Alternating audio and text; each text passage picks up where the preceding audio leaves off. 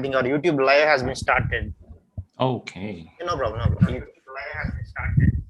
Okay.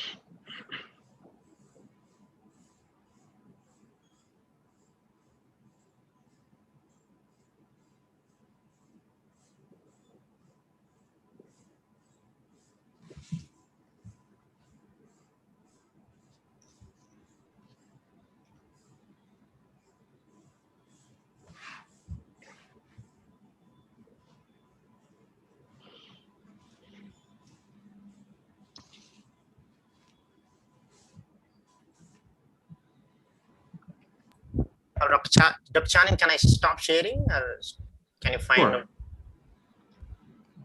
Let's see. I try to click record. It still say, please ask the host to give you permission to record. I think the option should be in the Zoom application. Okay. Zoom application. At the bottom that you have open. The Zoom icon. I think if I make you some allow to record local files, yes. Now can you try Dr. Channing? Okay, it works. Yeah, thank you. Thank you.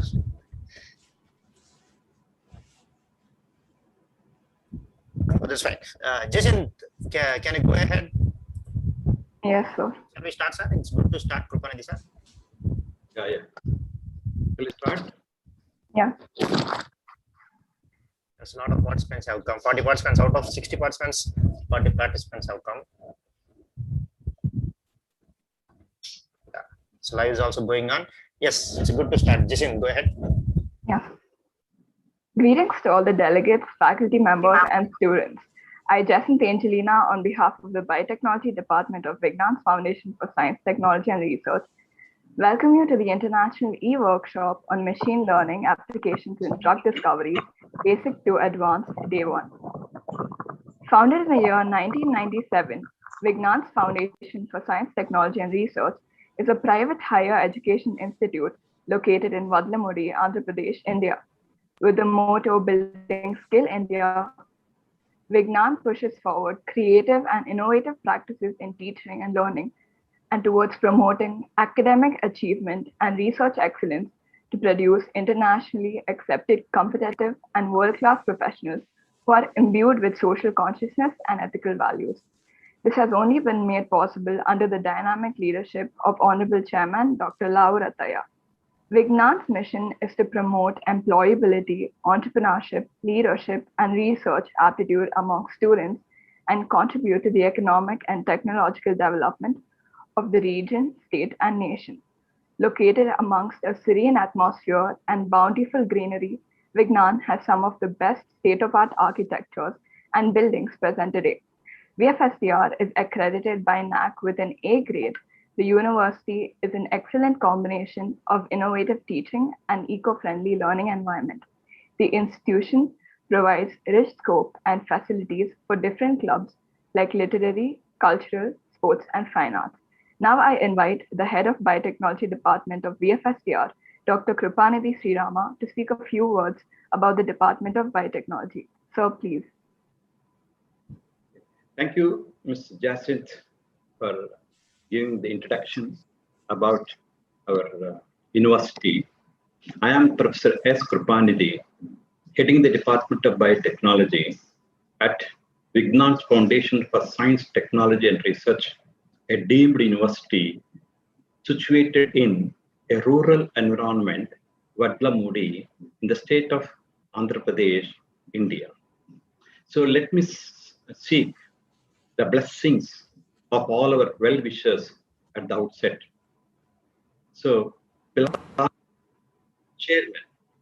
Vignan Group of Institutions, Dr. Lau Rataya Garu, and distinguished Vice Chancellor, VIGNAN'S Foundation for Science, Technology and Research, Dr. M.Y.S. Qsar, dear colleagues, distinguished experts, and dear participants. So to begin with, let me express my heartfelt warm welcome to all experts and participants. Good morning to you all. So this e-workshop is planned for 2 weeks.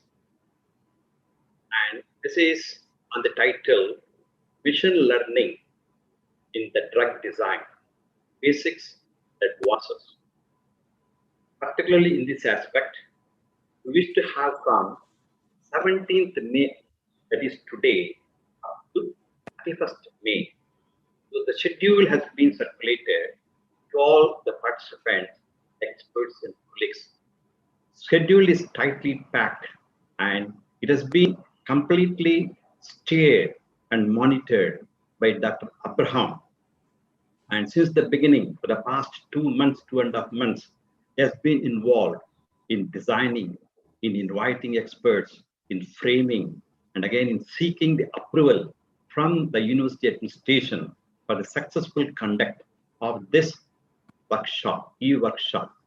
And this context, I wish to bring to the notice of experts, also to the participants, that our beloved chairman, Dr. Laurathaya, was assuring us why we are limiting to 50 participants. Why don't you extend beyond 50? Because machine learning is a latest topic, particularly in the field of health care, agriculture, and diagnostics. As a result, it has now been extended beyond 50 participants. Now, let us see something about the machine learning. Machine learning is an young field, is an young scientific field. And along with that, there is, what is it called? 3D bioprinting. 3D bioprinting is also equally young. The machine learning and 3D bioprinting are going together for all therapeutic purposes. Okay, so past 2 or 3 decades, we have been dominated by genetic engineering, gene therapy, recombinant technology, and bioinformatics. For the next 2 or 3 decades, it is the digital biology. There is nothing but machine learning, also 3D printing. So there is a good amount of importance on clinical diagnostics, prediction of the disease prognosis, all those things. I wish youngsters keep going through this 14 days program.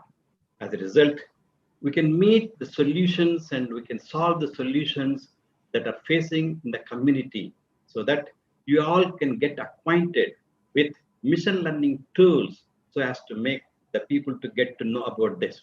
A few more examples I will let you know in this context. See, mission, what is learning? See, we all keep thinking that our children are learning.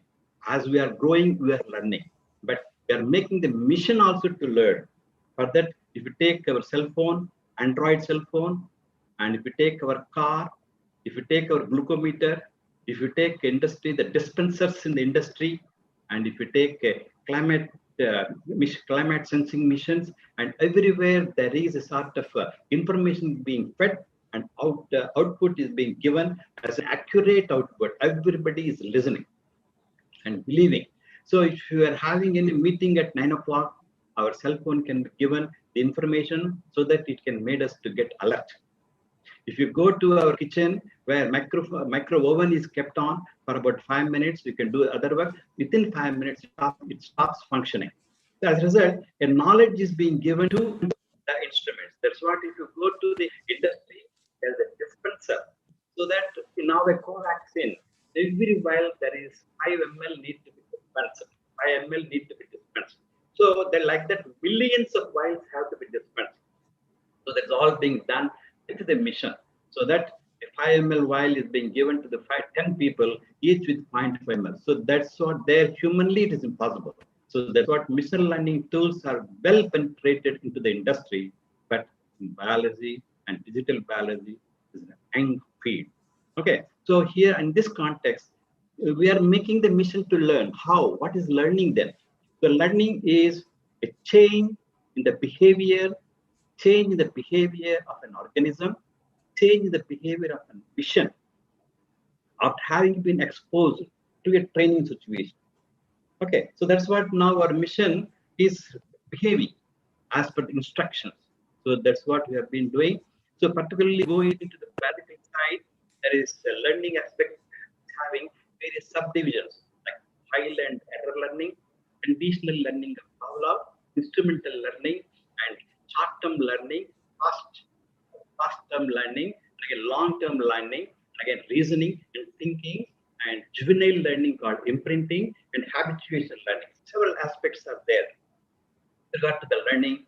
But when you come to the digital biology, this machine learning is having supervised learning, unsupervised learning, conditional learning, reinforced learning, and deep learning.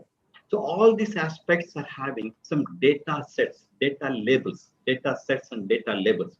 Okay, so that's what, if you give the input as a data to an algorithm or a model that is present in the computer system, then we'll be getting accurate results. That's what machine learning provides you, the accurate and reliable results. In the morning, we check up our blood glucose levels, the glucometer. Okay, so the rest of the day, the options in our food intake calories will be monitored.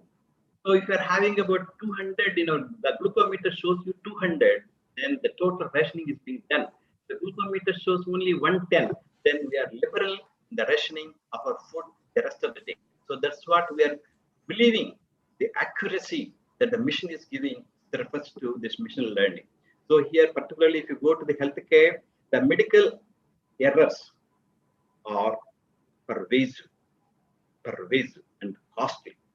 So medical experts are scanty and they're unavailable. Okay, as a result, the use of machine learning tools, machine learning algorithms, machine learning designs have to be explored. There is a good amount of demand with regard to machine learning. Particularly, there is a disease called fibrosis. Fibrosis is a dreadful disease wherein the machine learning tools had to develop. So for the development of these tools, we need to have the tissue phenotype, lung tissue phenotype. Now the lung tissue scars have been identified through the CT scan, particularly for the COVID patients. As a result, the CT scan provides us the information, how much of the lung is damaged, how much of the lung is there affected by COVID-19. So that's what nowadays, there's a big amount of confusion among the public, whether which vaccine is better. Vaccine is better, the vector vaccine is better, or mRNA vaccine is better for COVID-19. Still, we do not have the machine learning tools to decipher this knowledge to the people around. So just to avoid the confusion, better to have the machine learning tools developed for these types of the vaccines so that the people will be having the confidence. Okay, ultimately, what is that we used to say? We are going to fit the information, the mission gives accurate results that people will believe. And now, if you get into the drugs, so if at all a drug has to be manufactured, drug has to come into the market, it takes minimum 12 to 15 years. The bioinformatics tools made the drug to be out within 8 years or so. Now, as a result, a few of the drugs which are to the market have become obsolete, like take up Qsar, it was being used much and is not being used now. Take like that nimesulide is also not being used. Afterwards, Finac has come. Later, diclofenac has come. Later, now this Ultracet has come. So, like this, the drugs are also going gradual evolution, replacing the old drug.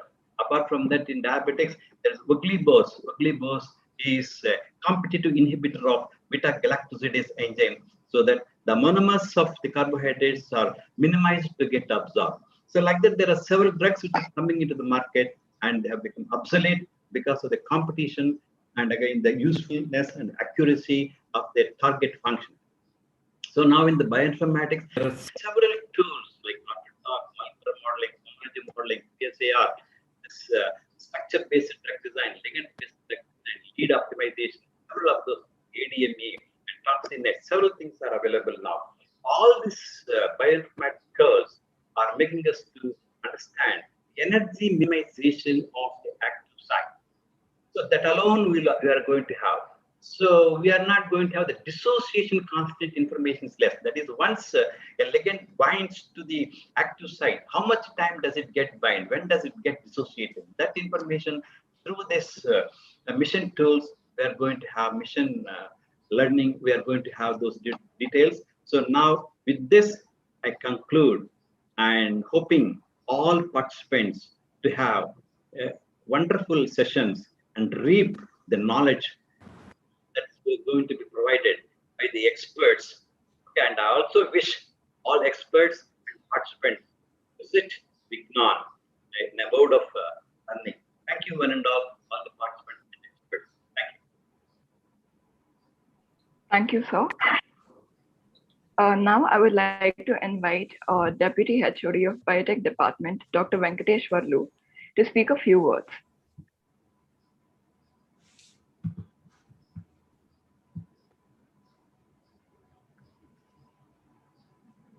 I think he's having some audio problems, Jason. You go ahead with introducing Dr. Channing to the participants. Okay. Thank you. Dr. Channing Nantasemat received his BSc in Biological Science from Mahidol University International College in 2002 and his PhD in Medical Technology from Mahidol University in 2006. His research interest is at the interface of biology, chemistry, and computer science, encompassing interdisciplinary areas such as bioinformatics, cheminformatics, chemogenomics, quantitative structure-activity relationship, proteochemometrics for exploring the underlying origins of protein function and its modulation. His understanding holds great implication for drug discovery, particularly in the discovery of novel bioactive compounds with therapeutic activity. Dr. Channing started off as a lecturer in the Department of Clinical Microbiology and is currently the head of the Center for Data Mining and Biomedical Informatics at Mahidol University, Thailand. Aside from this, he also creates educational videos about data science on YouTube via the Data Professor channel. At this channel, he develops bioinformatics databases, softwares, and web servers for addressing perplexing biological problems. He received various grants like TRF Research Career Development Grant in the year 2014 to 16, and again in 2019 to 21. National Research Universities Initiative Grant in 2011 to 2016. Center of Excellence in Medical Biotechnology 2017 to 2019. 18th Royal Golden Jubilee PhD Program 2016 to 18. Goal-Oriented Research Grant 2014 to 2015 again, and in 2010 and 2014, and so on.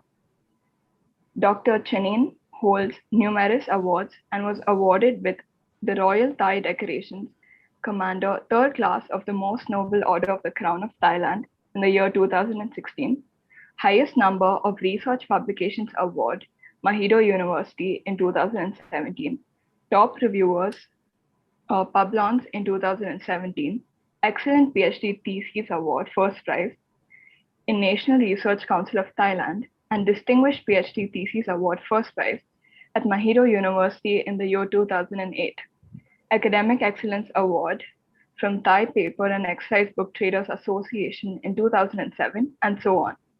His total publications are 137 papers, along with 2,787 total citations, and holds a H index of 29.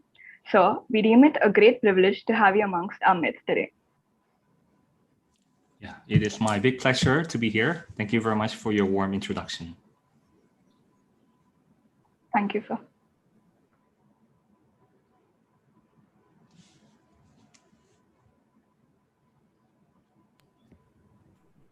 Dr. Channing, now Can you go ahead and present? Can you start the presentation, sir?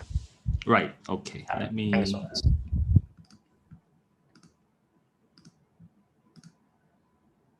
Let me share the screen.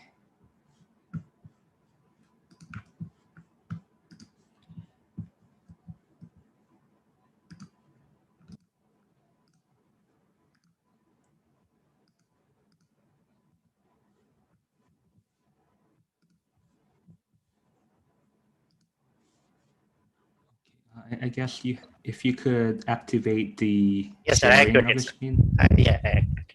Okay, perfect. Okay, I hope that the screen is appearing now. Yes, it's visible. All right, okay. I put on the full screen. Okay, so the presentation slide is provided at this link, bit.ly/dataprofessor-bioinfo-talk. And so today we're going to talk about towards the development of bioinformatics tools.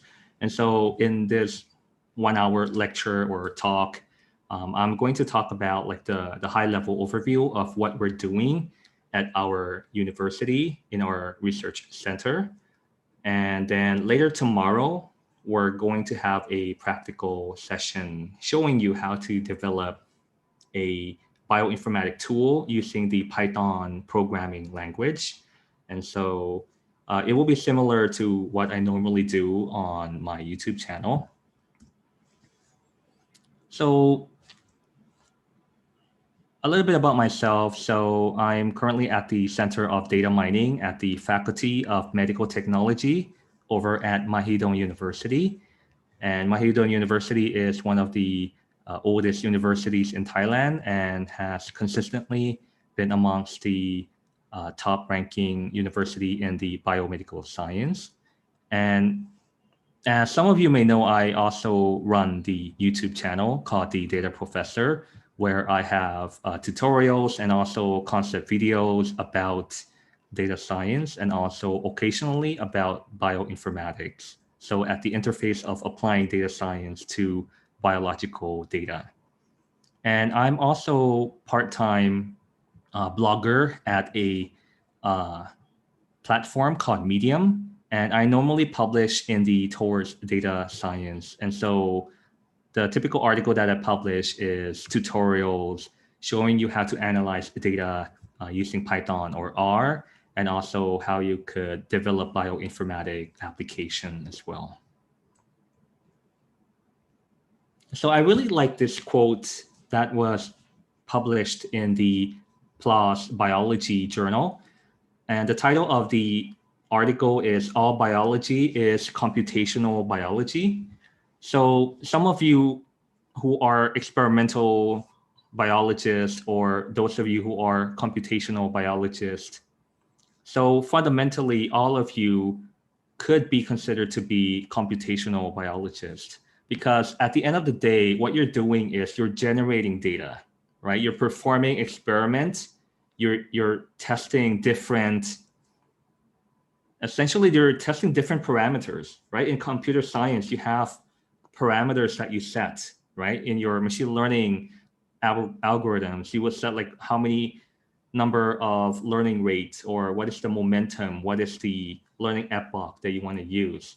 So similarly in biology, you also try out different buffer, different pH. So essentially you're tuning the parameter and then you're performing the experiment, right? And then you're collecting the data. And then the data that you're collected, you're using it to make analysis. And nowadays it's very difficult to only use statistical analysis approach. So there is an extension to using more and more machine learning algorithms in order to make sense of the data. And so the quote here says that I will argue that computational thinking and computational methods are so central to the quest of understanding life that today all biology is computational biology. And so our quest for understanding about life has been an ongoing quest ever since the dawn of humankind. And so we seek out to understand the world around us, even in the expedition, right? We wanted to discover the different parts of the world. And yeah, and nowadays, our quest is extending toward the galaxy. We want to discover what other galaxy or what other planet there are, right? From expedition from NASA and Elon Musk, SpaceX company. And in biology, essentially in the life science, what we are generating is we're generating exponential amounts of data. And so this data is called omics data. And they're essentially coming from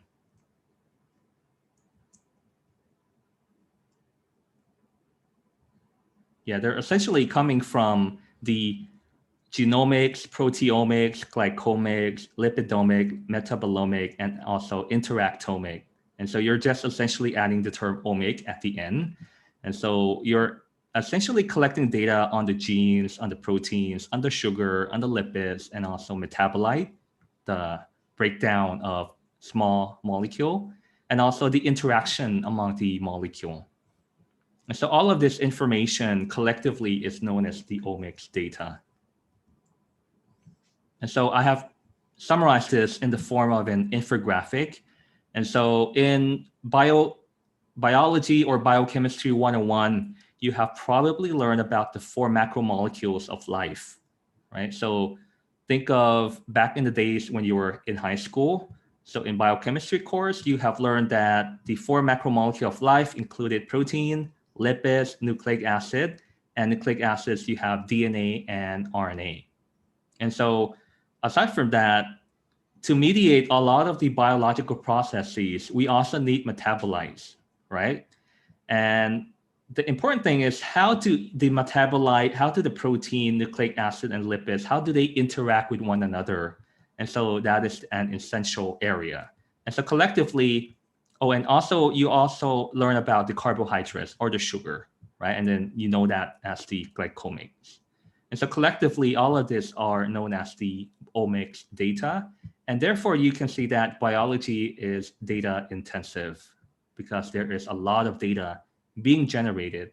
And it is inevitable that you will have to use more sophisticated computational approaches in analyzing and handling the data.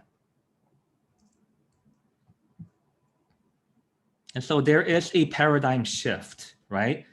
So before we would have this conception that we try to develop a drug and we hope that it will pretty much be like a silver bullet, that it will cure all of the disease.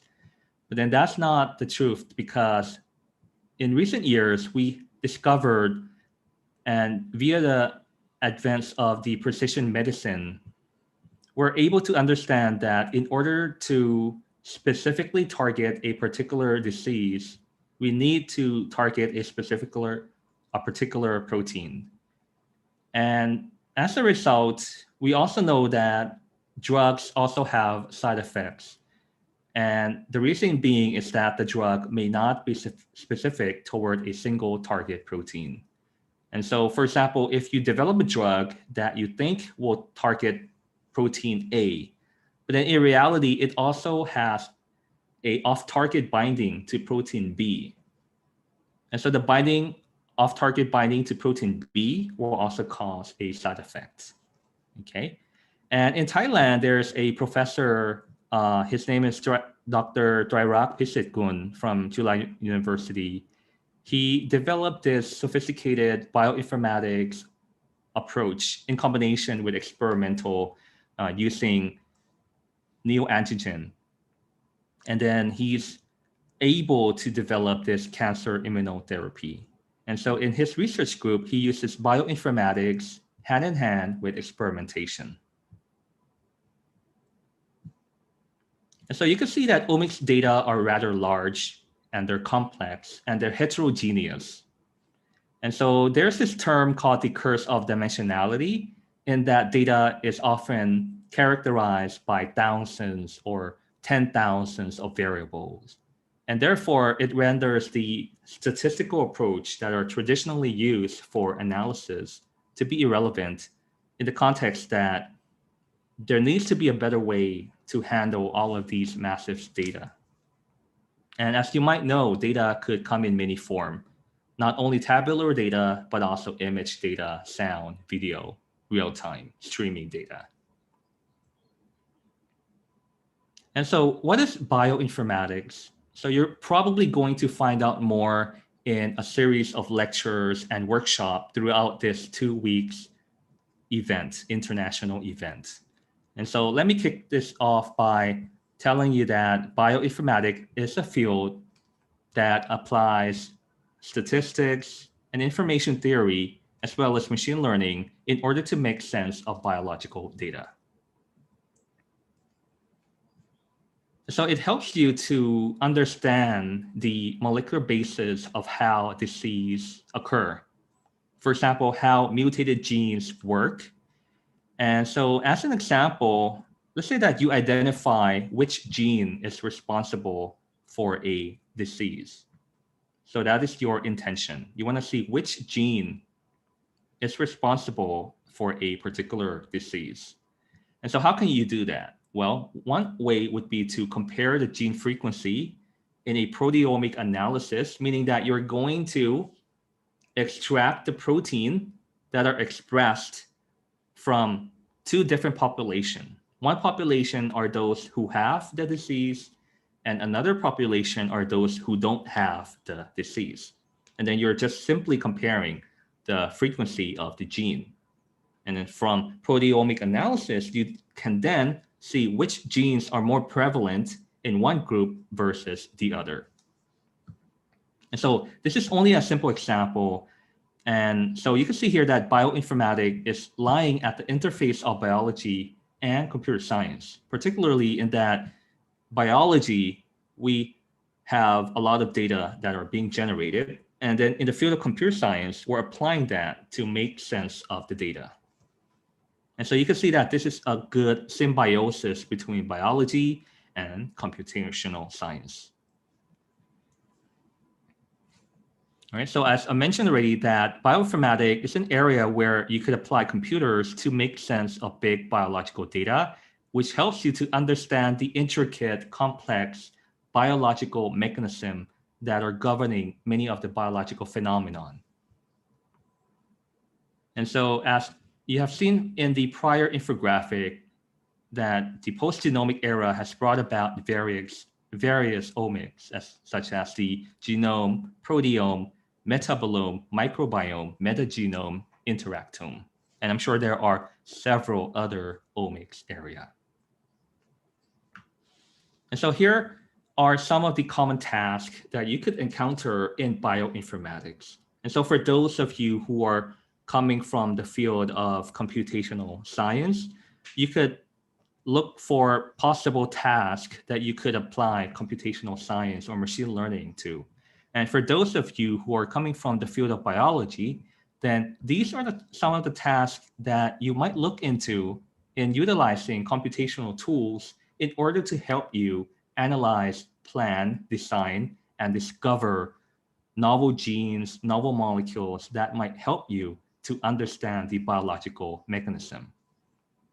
And so a common task for a bioinformatic researcher or graduate student would be to search public databases, right? For example, GenBank, PubChem, there's several others, Mint database, and UniProt, right? So there's several databases for you to search pertinent information on the gene, on the protein, on small molecule, and also pathway, right? Like the KEGG database.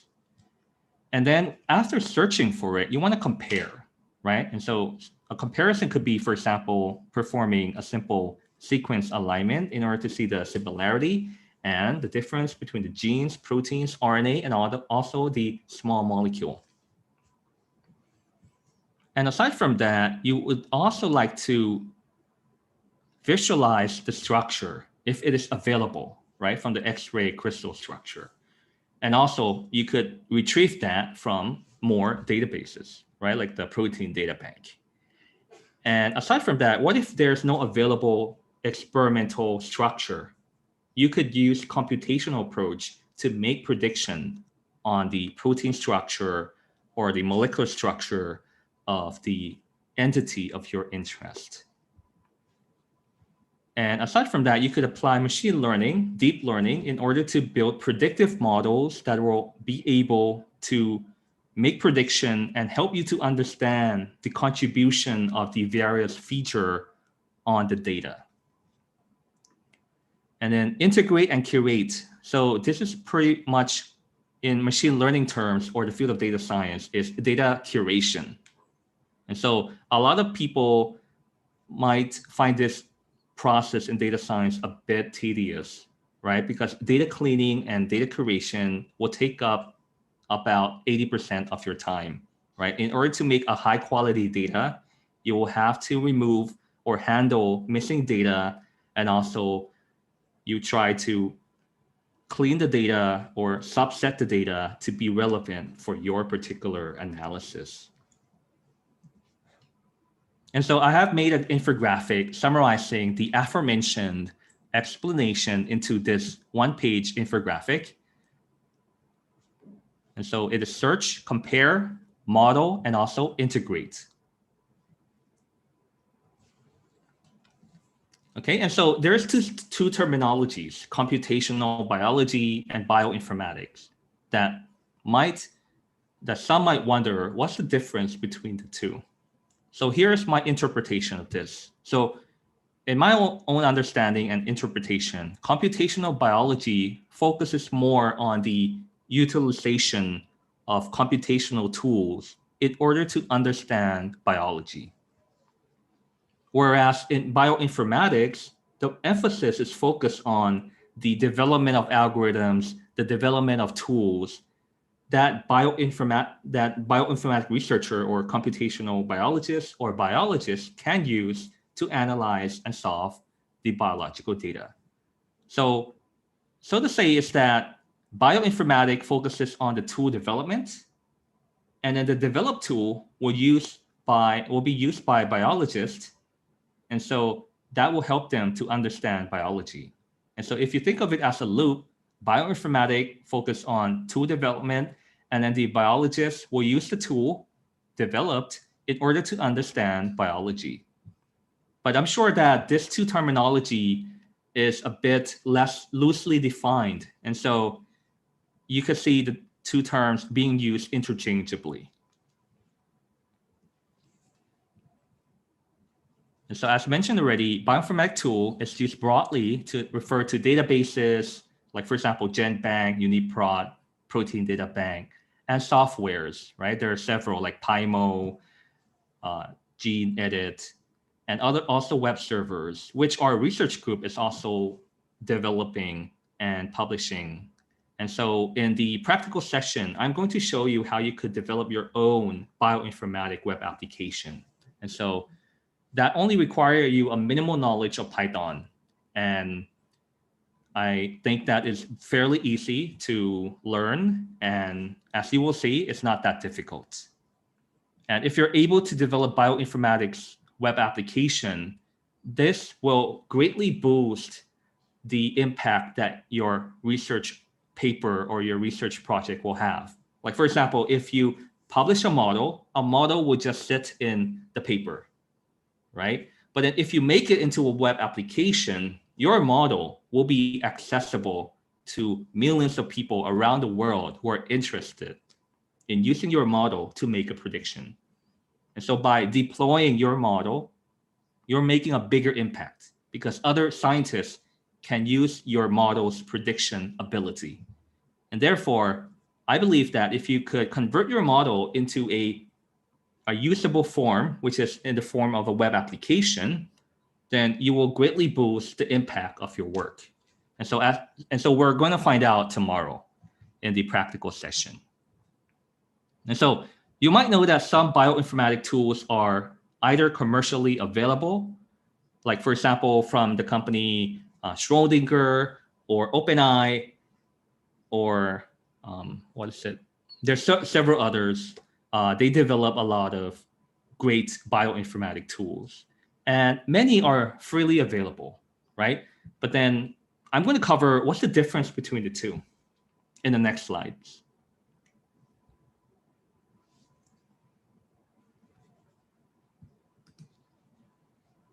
All right.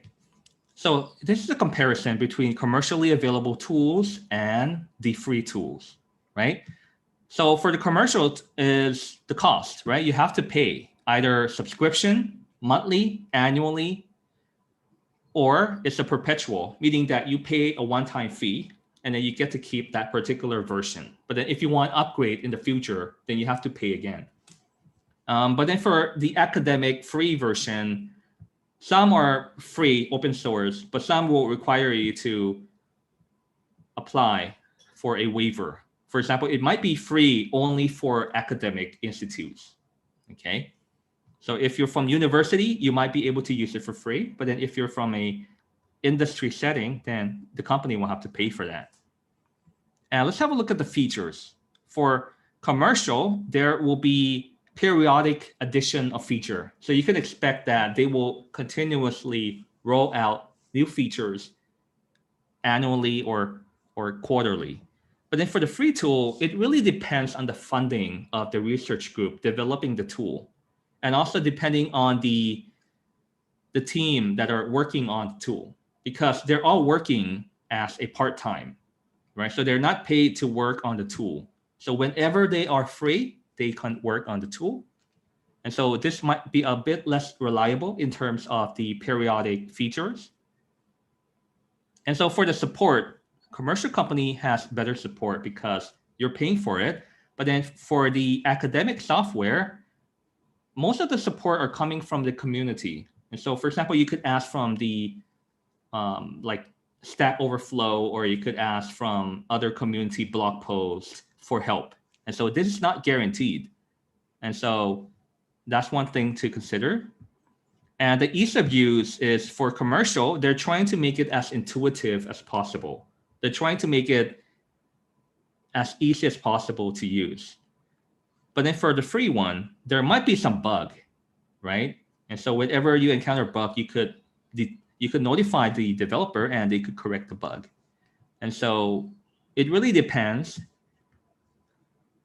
on which one is suitable for you. But then in either case, both provide solid bioinformatic tools for use in your research.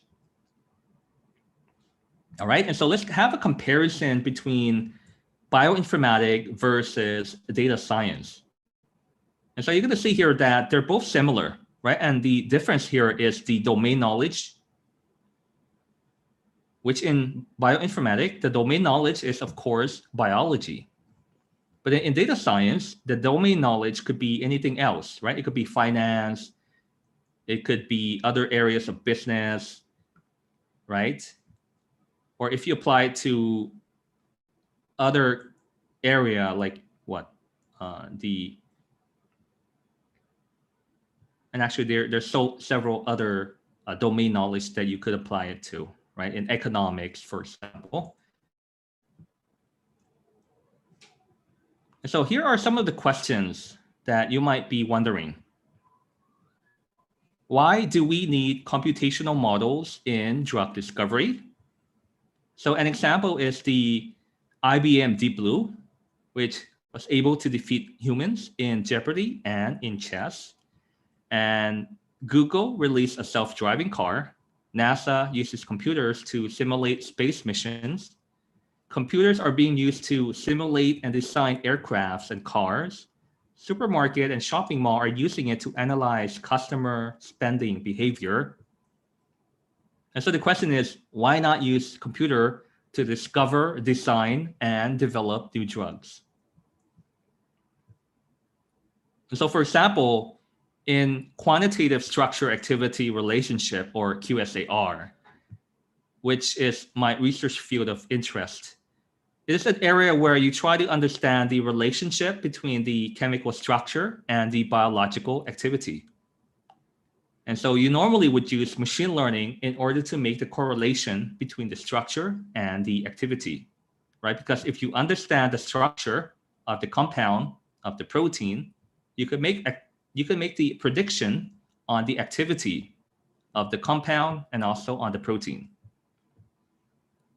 However, a lot of experimental data are needed in order to derive the biological data set that will be used for making the model building.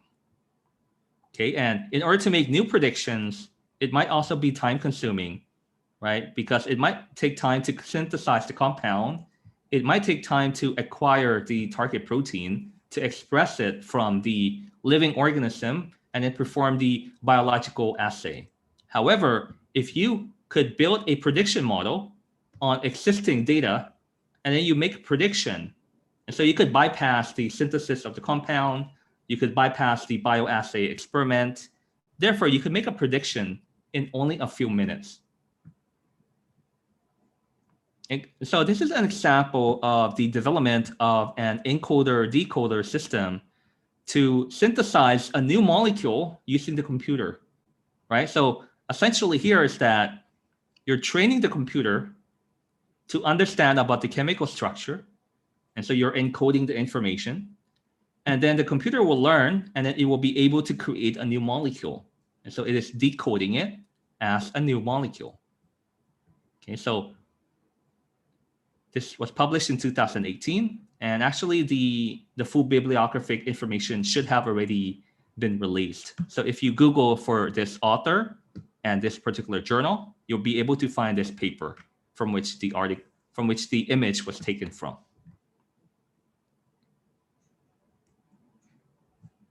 And so this is another example from one of our research work.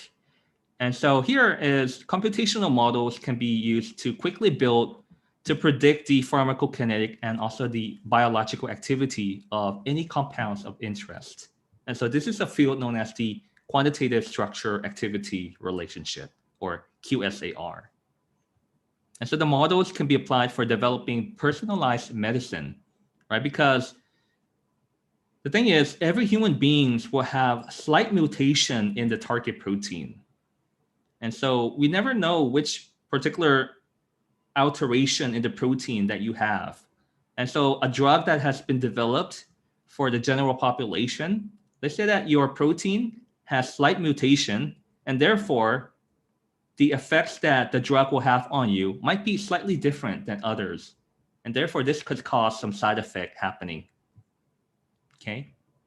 And so in one of our research paper, we have observed some of the influence of the functional group in a chemical structure with respect to the biological activity. And so we were able to observe that some small mutation or some small alteration in the chemical structure could give rise to drastic biological activity.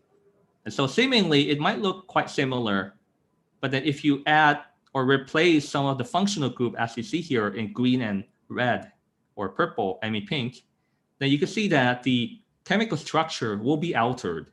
And if you are altering the chemical structure, then the resulting activity that this particular compound will have will also be changed. And so that is the essence of performing QSAR. And on my YouTube channel, I also provide several tutorials on how you could develop such QSAR model using machine learning. So some of the specific questions that could be answered by computational models are as follows. So let's say that you're wondering, what are the target protein that your compound could bind to? Or another could be, what type of compound can bind and produce the activity of the target protein of your interest? By modulating it, it means that you could activate the target protein or you could inhibit the target protein. Like, for example, when you're taking a drug, the molecule of the drug will be able to bind to a target protein in your body, right? And so which target protein does it bind to? So that could be the question. And another question, which is highly relevant in this day and age, is, are there similar compound to my query compound that could potentially have similar binding behavior? And so this is in the context of drug repositioning. So in drug repositioning, the concept is if you have known drugs for a particular protein, and then your protein is similar in structure to another protein, and so theoretically, if you apply logic to that, compounds that could bind to protein A could also bind to target protein B, because protein A and B looks quite similar. And so what works for A could also work for B. And therefore, if you could find this linkage in your computational analysis, you could greatly develop new drugs by simply applying existing drug to treat a new disease. And so in this field called data mining, and so the focus here is applying machine learning algorithms to develop machine learning models on the retrospective data or the biological data that you have collected. And so the objective here is to produce knowledge, and knowledge could be compared to a gold nugget when you're comparing data mining to gold mining, right? So the gold nugget is comparable to knowledge that you will discover from your analysis.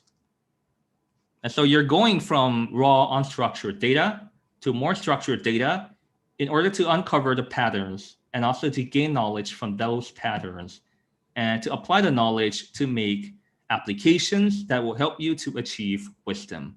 And so therefore you can see this hierarchy of going from data to knowledge to wisdom. And so machine learning can help you in making such hierarchical transition.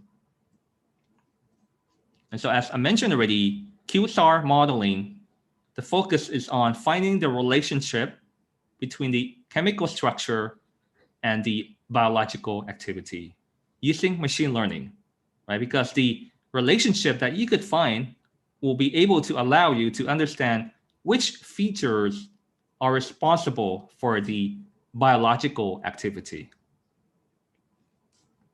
And so this particular workflow is a 5-step process that was published about 12 years ago in one of my early review article, which I talked about what is the concept of Qsar modeling.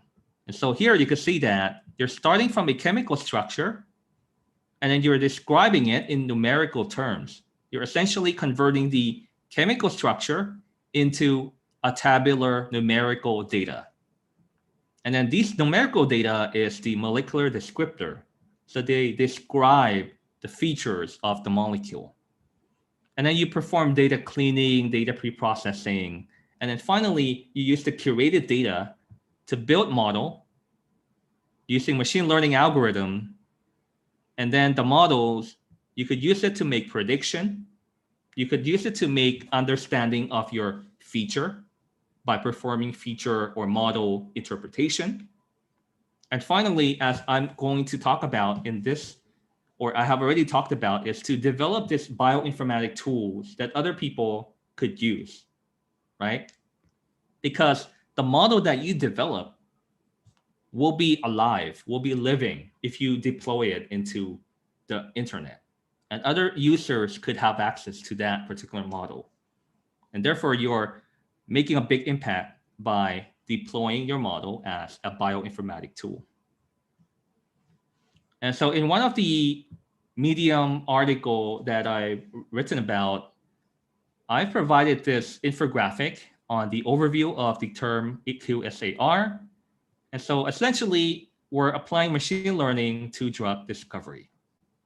And so in this particular infographic, you can see that molecule 1 and molecule 2, we're going to describe it in terms of the molecular fingerprints 1 and 0. And so if it has a value of 1, it means that it has a particular feature. It has a value of 0, it means that it does not have a particular feature. And then this particular data in a tabulated data frame is going to be assigned to a Y variable, meaning that whether the compound is active, having a biological activity of being active, or not active, meaning that it's not active. And so we're going to use this tabular data set to make a prediction model using machine learning. And the essence of this is that you're correlating X and Y, right? You're correlating all of this X variable. In this example, we have 16 of them. And so based on 16 X variable, we're going to predict Y. And therefore, the equation of Y equals to function of X, and X has 16 of them. And we're able to make a prediction for a new molecule, molecule 3. If you describe it into the molecular feature or molecular descriptor, you're able to make a prediction of the Y, right? So the users can make a prediction. If they have this molecule, then they can see that the model has predicted the molecule 3 to have a value of 1, which is active. Okay, and the model could also be used to understand the contribution of the molecular feature on the biological activity. And so more detail of this is actually in the blog post on Medium that are written and published in the Toward Data Science.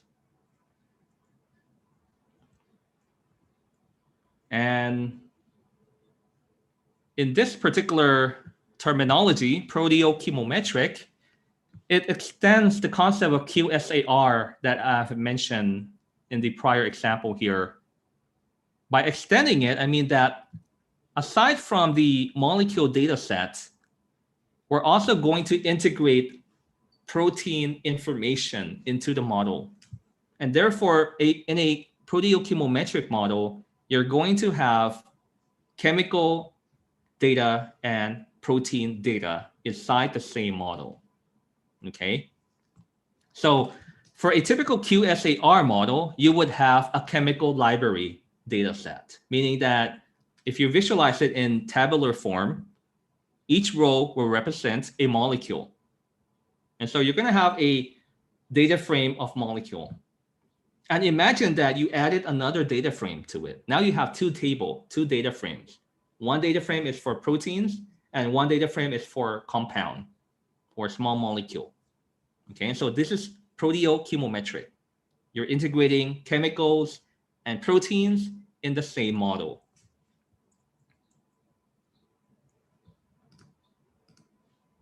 Okay, and when they're in the same model, what can you do to this? You could perform drug repositioning, right? You could understand the similarities between protein A and B, as I have mentioned already. And if compounds are able to bind to protein A, they're also able to bind to protein B, given that A and B are quite similar. However, if B is different than A, then it won't work, right? So this is a very awesome approach for understanding and also for repositioning a known existing drug.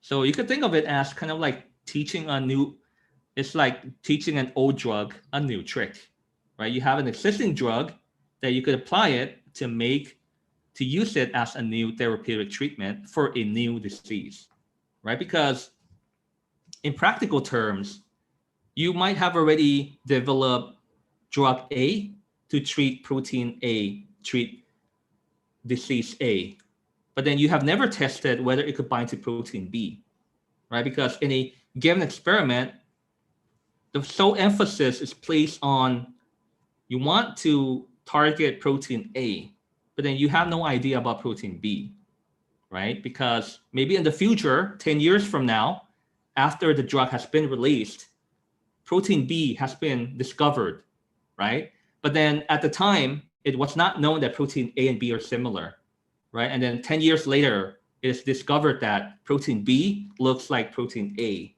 And therefore, in retrospect, you could use computer to identify drugs that have been already FDA approved. And then you're pretty much reusing it. You're adding value to existing drug so that they could be used for treating new disease. And actually, this proteochemometric modeling, we have worked together with the pioneer of the field. So the scientist who developed or coined the term proteochemometric was Professor Jarl Wickberg. And we have several research publications with Professor Wickberg on this. And so I could provide you the links in the future, and we could add this to the description of the video as well.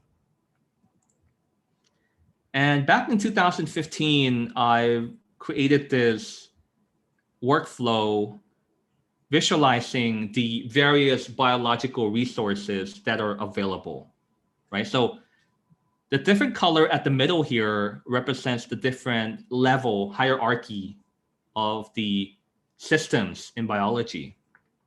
And so at the holistic level, we have systems-based, right? So we have intricate biochemical pathway, right? We have databases that tells you which proteins are causing diabetes, which proteins are causing cardiovascular disease. And then there are databases that tells you which protein binds to which protein, right? Like the KEGG database. Or a database that tells you which protein binds to which ligand, right? So we have PubChem, and we also have Protein Data Bank. And which database are containing information on the protein structure, right? Also Protein Data Bank. And which database contains information on compounds, and we have PubChem for that. And which database have the chemical fragments, right? And so several tools like OpenEye, they have a lot of software that provides you with the chemical fragments. And so the thing is, how do you tie in all of these available resources in order to develop your own bioinformatic project? Because the thing is, there's so many data available. How do you piece it together so that you could create a jigsaw and fulfill the image of the jigsaw? Because there's so many possibilities. And in this particular article that I've written in collaboration with my former PhD advisor, we developed this particular high-level view that will allow you to enhance the success rate of your bioinformatic project. And so the title was Maximizing Computational Success of Drug Discovery. And so I could also provide you the link in the video description as well. And so the thing is, how do you make use of the available databases? How do you apply the experimental approaches here? And how do you perform the biological or computational analysis here? And so essentially, you're trying to find the connection between using the available databases, using the available experimental assays, and also which computational tools should you use at which particular hierarchy, and how could you use all of that to craft your own bioinformatic project. And so in a typical QSAR, you would use data from small molecule databases, and you would, which comes from medicinal chemistry. So scientists have performed, for example, high-throughput screening or high-throughput synthesis in order to make new molecule. And then, so the newly generated molecule and the databases here will be used here in the ligand-based. And then you could apply cheminformatic approaches. You could calculate molecular descriptors describing the molecule. You could perform Lipinski Rule 5 filtering in order to perform your QSAR analysis. And perhaps you could use it to drive the synthesis of new compounds as well. Okay, so more information is provided in this article. And a typical overview of the procedures that are involved in the development of a Qsar model is summarized in this particular table.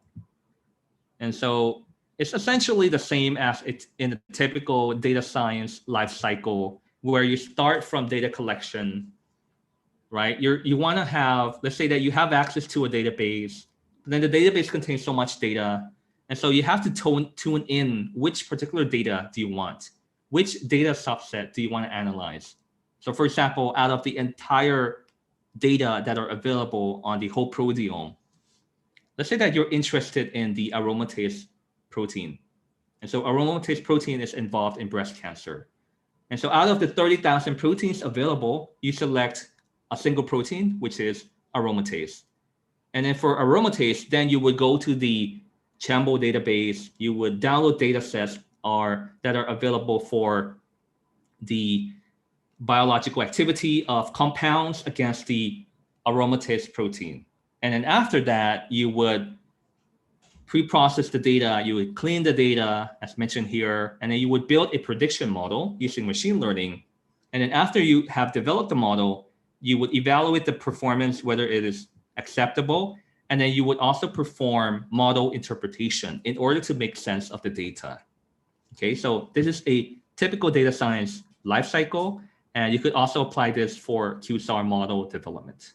So more information on this is provided in this particular review article that was published in 2010 in the Expert Opinion in Drug Discovery review article. Okay, so I think I could skip all of this. So these are just a list of databases that provide you access to chemical structure information. And these are some of the molecular descriptor software that you could use to quantitate or convert a molecule into numerical form. It could be quantitative or it could be qualitative. And so a popular software that we like is called paddle descriptors. And so actually it's not here because I think it's published after 2010, but it's using CDK library as well for the paddle. And so you could see the use of paddle in some of my YouTube video as well. These are a list of computational chemistry software. And so essentially they're applying computational chemistry or quantum mechanics in order to understand the computational aspect of the molecular structure, okay, in terms of the quantum mechanics. And so you could understand about the energy of the molecular orbitals and also the electrical or electrostatic properties of the molecule. And so this is the research team who helped develop all of the tools that are shown here. And so we published an article in a book chapter published by Springer called AutoWeka. And so we developed a wrapper using Python on the program Weka and made it automatic. And so this was published, I think it was back in 2008 or 2009 or so. And it was at a time when we don't really have the term, or it was part of the early auto ML, so automatic machine learning. So back in the days, we published this software that will allow you to develop neural network model and also support vector machine by just loading in the data and clicking on the start button. And then you wait for maybe a day, and then the model has already been trained and optimized for the parameter. And so we developed this, I think, more than 10 years ago, and we published about that. And the first web application that our research group developed is called the OSFP. And we made it to allow it to predict the oligomeric state of the fluorescent protein, because proteins can exist in a monomer or a dimer or trimer or other oligomeric form, meaning that proteins could have intramolecular or intermolecular interaction with one another. And so based on the input sequence in FASTA format, the web server could predict whether the protein will be monomeric or oligomeric. Okay, so if you're interested in this one, you could search for it in Google, and we published this in the Journal of Chem Informatics. And then we also have several others that are mentioned here, like HemoPred or CryoProtect, and they're developed by our coworker, Dr. Wacharat. And the other teams are involved in the development of other software as well. And we also provided some analysis of the metabolic syndrome in order to understand the predisposing factor that give rise to diabetes. And so this is based on the health data sets that are collected from the Faculty of Medical Technology. And we use it to make a prediction model. And as you can see here, we published several models and papers here. And our research group is aiming to be reproducible, meaning that all of the models that we publish, we also share the data and the code. Okay, and so this was at a time before I started my YouTube channel. And so we share all data and all code. And so we hope that everyone who reads the paper could reproduce the work that we have published. Because back in the day, we found that it might be troublesome to reinvent the wheel, right? You read a paper and you want to reproduce it, but then you have to decipher from the materials and method part. And that might take you a couple of weeks in order to reproduce that particular work. But what if you share the entire script, the entire code, and the accommodating data?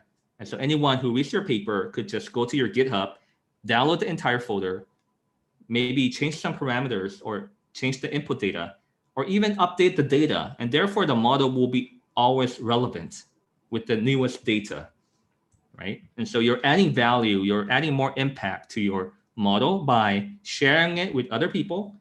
And when you're sharing it, other people are more likely to use your data, your code, and then that also increases the possibility of them citing your research article as well. So that could also be another strategy for increasing the impact of your research work.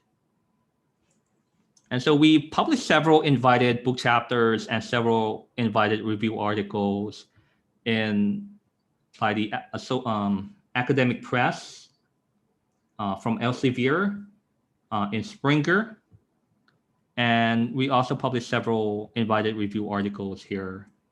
And yeah, do check these out. You could Google for it if you're interested in these articles and book chapters. And back in 2016, we co-hosted this first international conference on pharmaceutical bioinformatics back in 2016 in January in Thailand, in Pattaya. And in this conference, there were almost 200 or more than 200 participants coming from more than 30 countries around the world. And we have several eminent scientists, the director of the Chambo Initiative from the EBI. We also have Professor Gleason, who is currently in Thailand, and he has this biomedical engineering and pharmaceutical engineering research group. And we also have Professor Bender, who is coming from Cambridge University, and he has a lot of research work in the field of proteochemometrics, chemogenomics, and also Qsar modeling. And also we have a professor from Japan, Kyoto, who is the originator of the KEGG database. And this is myself, and this is Professor Jarl Wigberg, who developed the field of proteochemometrics, as I have mentioned already. And so this was the brochure or poster of the conference that we have hosted back in 2016.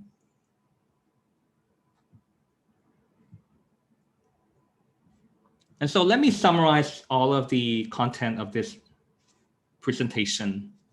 And so the question is, why develop our own bioinformatic tools? And so you might know that there's already several thousands of bioinformatic tools that are already in existence. And perhaps you're thinking that all possible tools should have already been developed, right? Is it true or false? And you might think that bioinformatic tools will be available forever. Is that true or false? And another question is that existing tools may lack certain features that we need in our own project. And so what do we do? Do we proceed without this feature and hope that someday someone will develop it? Or you could put the matter in your own hand by developing the tool yourself. So if you see that there's a gap in the field, you develop it. You develop a tool that addresses the gap. So from my own personal experience is that back in the days when I was a bioinformatic tool user, we rely on existing tools that are available. And then we found that there are some gap in the field. There are some bioinformatic features or tools that are not available.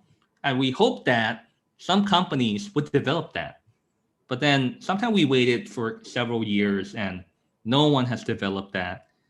And then the thing is, we discovered that, okay, why don't we develop our own, right? So if you have knowledge in Python and you have knowledge in R, then you could use Shiny to develop your bioinformatic tools. If you're using Python, you could use Streamlit, which is quite easy to use to deploy your machine learning model. And so in tomorrow's practical session, I'm going to show you how to develop your own tool using Python. Okay, so using R programming, I've also shown that on my YouTube channel. And also using Python, I've also shown that in my YouTube channel. And so if you're interested in for more of that content, you could check out the Data Professor channel, but then also tune in to tomorrow's practical session. So I'm going to show you how you could develop your predictive model web application that you could use to make prediction on the biological activity. And so tune for that. Stay tuned for that one. And so the thing is, you have to approach this when you want to develop your own bioinformatic tool. Which path will you take? Would you hire a programmer to develop it for you? Or would you learn how to program it and then create it yourself? Okay. And so personally, I learned myself and I also created it myself.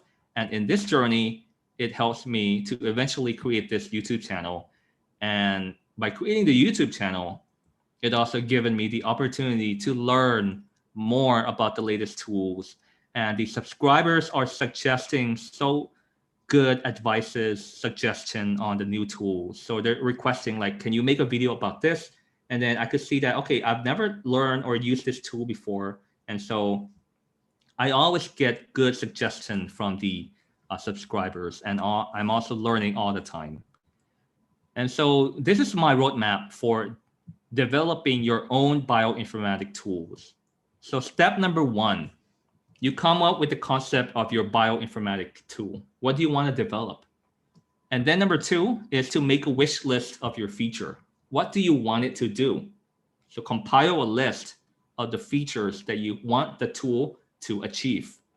Number 3, you create like a logical high-level overview of how does the data connect with the particular methods that it should use in order to transform the input to become the output, and what steps are required.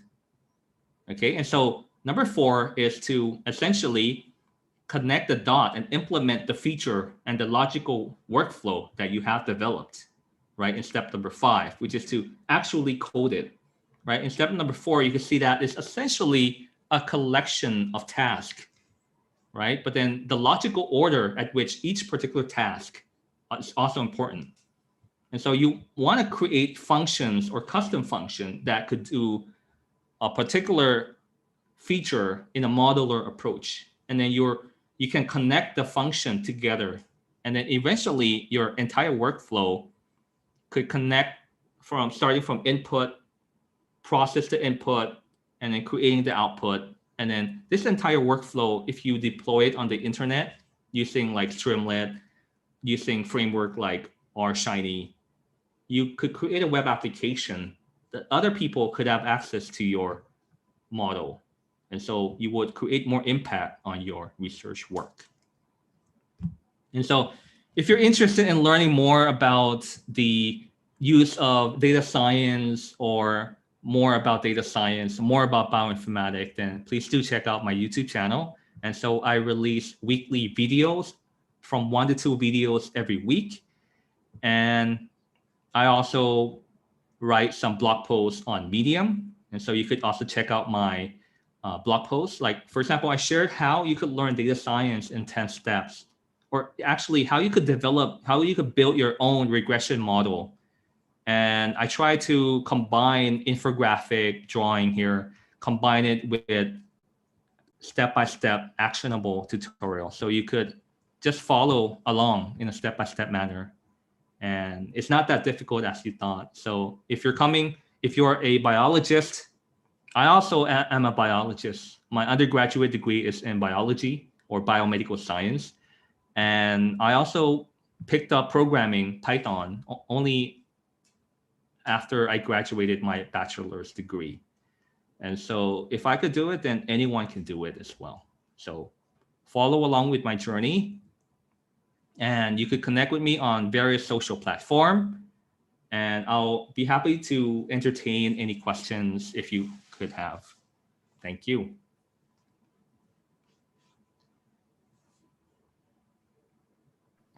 If any of the participants have any questions regarding the presentation, please feel free to unmute yourselves or drop them in the chat box.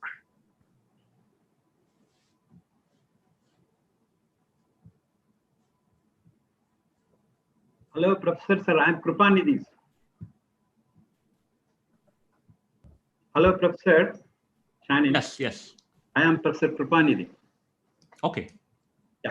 So you have developed a particular model called TALPRED, thalassemia prediction. Right, right. That's with my collaborator.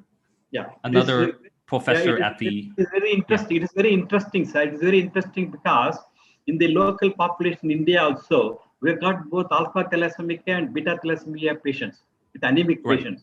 Right. So it is better to have certain models to be distributed so that by having their biomarkers, we can easily predict.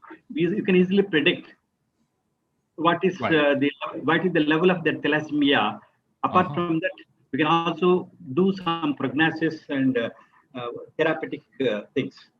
Oh, that's awesome. Yeah, so actually it's not myself who developed this. It's actually, I'm only a co-author of the article. And so actually there's another professor at my research faculty who is the corresponding author. And so if you're interested, I could also connect you with her as well. If you could email me, maybe Dr. Abraham could share my email to you. Sure, sir. I will share. Right. So in one of your workshops, are you also demonstrating as Qsar, sir? Oh, in the workshop, I will be showing how to develop a bioactivity prediction web application. So it's gonna be like Qsar. So you're gonna have a activity data of compounds against a particular protein, and then we're gonna predict that.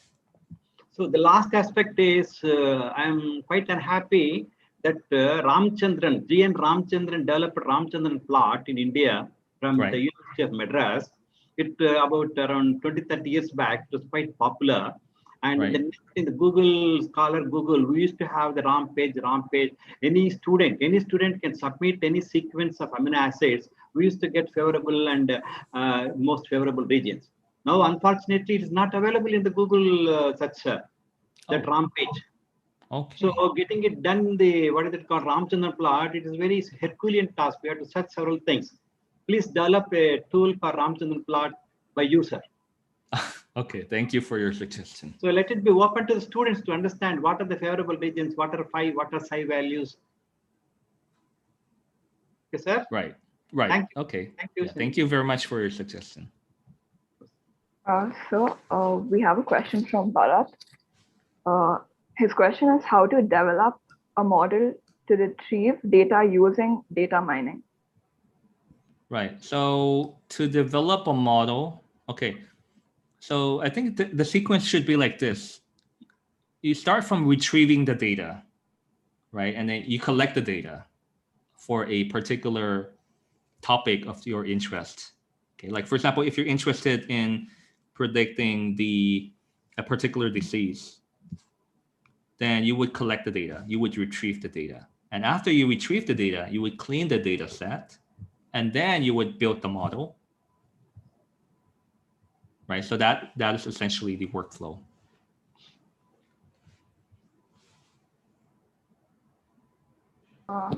Yeah, so that's all the questions that we have. Okay. So Krupanidhi, sir. So Rupana sir, can you give the concluding remarks? Vote of thanks to Dr. Chanin. My pleasure. Thank you.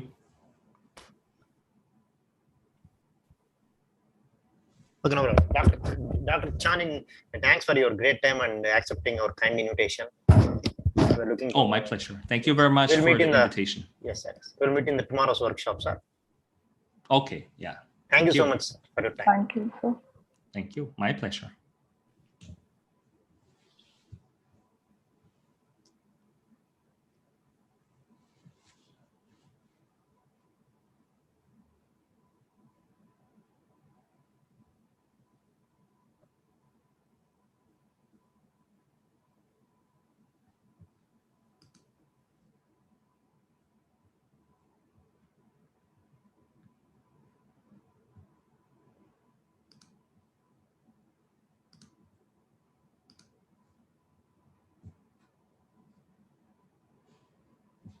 Hello, Abraham.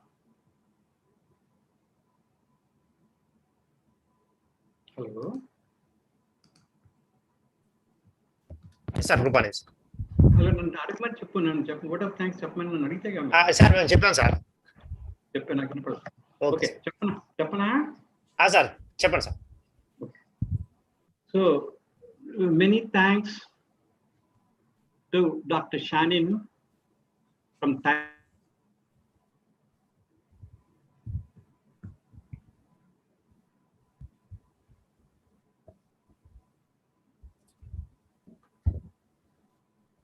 I think he has got some.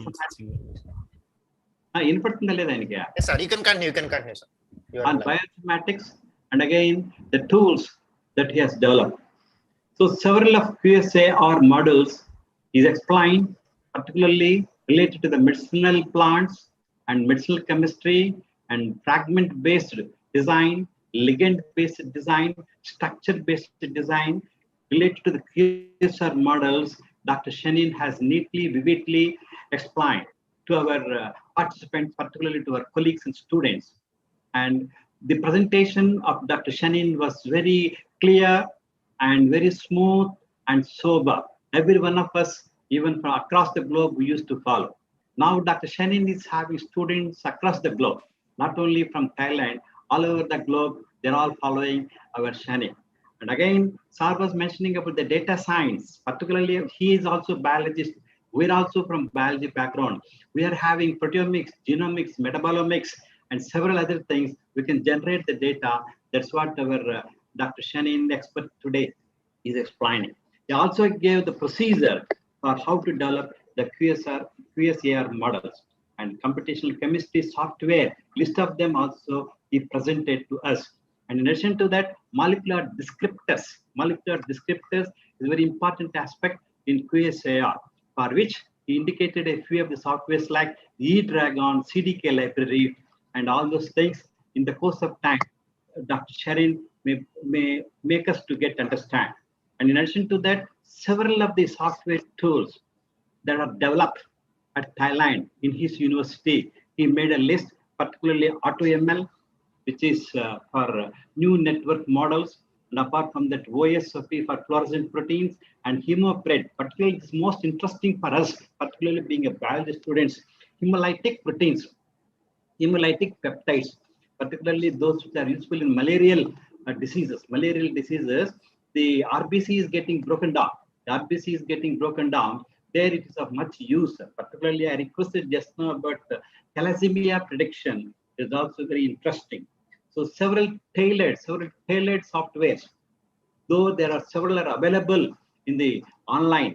So they have made several tailored softwares, and he is an example for all of us that he learned Python programming, he learned the data science from the YouTube. Why not we? Why not we? That's what he says. We also learned through you, sir. We'll get connected to you. Many, many thanks for accepting our Abraham's invitation and be with us. We are immensely happy to have you in our e-workshop. Thank you, one and all. My pleasure. Thank you very much.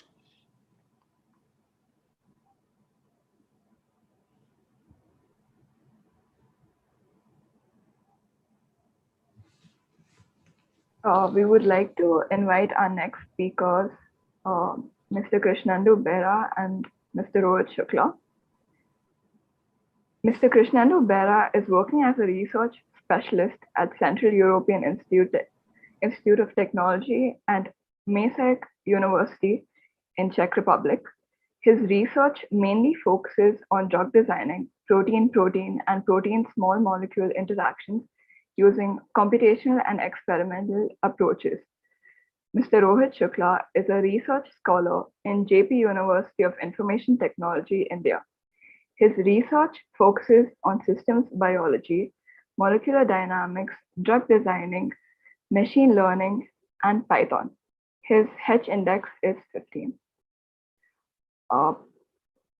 We would like to invite the team to present their presentation. Hello, Mr. Krishnendu, are you here? Can you please unmute yourself? Yeah. Hello, everyone. I'm here. Yeah, yeah. And today we will present the how to do the protein modeling basically, and Mr. Rohit will start this presentation. Okay, thank you, Krishna, and thank you for such a nice and gentle introduction. So, as they already told, I am working on drug designing. So, we will start the session. In today's session, we will describe about the bioinformatics and their databases, that why databases are developed and how you can use the databases. Okay, am I audible? Yeah, you're audible. Go Okay, ahead. thank you. Okay, and next we will do the protein modeling. Okay, so in the previous lecture you heard that how you can use the machine learning and how you can develop the Qsar model. Okay, so in the drug designing we have two type of things. First is the structure based drug designing and second is the ligand based drug designing. So in the structure based drug designing, we focus only on the structure, and here we don't need as such as information of the ligands. That okay, that ligand is So, experimental. hello Rohit, sorry to interrupt you. Are you presenting any kind of presentation? No, You sir, want to I will present my screen. Actually, this is hands-on session. So I will Okay, just okay. give the introduction, and after that I will present. Okay, after that you're sharing the screen. Yeah, Okay, fine, yeah. fine. Okay. Okay, so in the drug designing, there are two type of mechanism. One is the structure-based drug designing, and second is the ligand-based drug designing. You heard about the ligand-based drug designing in the previous section that okay, by using the QSAR or by using the machine learning, we can generate the descriptor information from the previous known ligands against a particular target which have a particular IC50, and then we can use the machine learning like SVM, ANN, random forest and other techniques, and we can classify that ligand that okay, that ligand can give the activity against this type of ligand. It will give a unknown input ligand, and we will generate the descriptors of that unknown input ligand. So that will generate that okay, that will tell that okay, this ligand can act as a good ligand against that particular protein. But what if we don't have information about the previous ligands? So from here the concept of structure based drug designing is came. In the structure based drug designing, we need the structure of the protein. Okay, so from here I will share my screen, and then I will tell you that what type of databases are available for getting the protein sequence and how you can do the protein modeling. But before that, I want to tell you that this is an interactive session, so you can unmute your mic and you can ask any question between the session. Okay.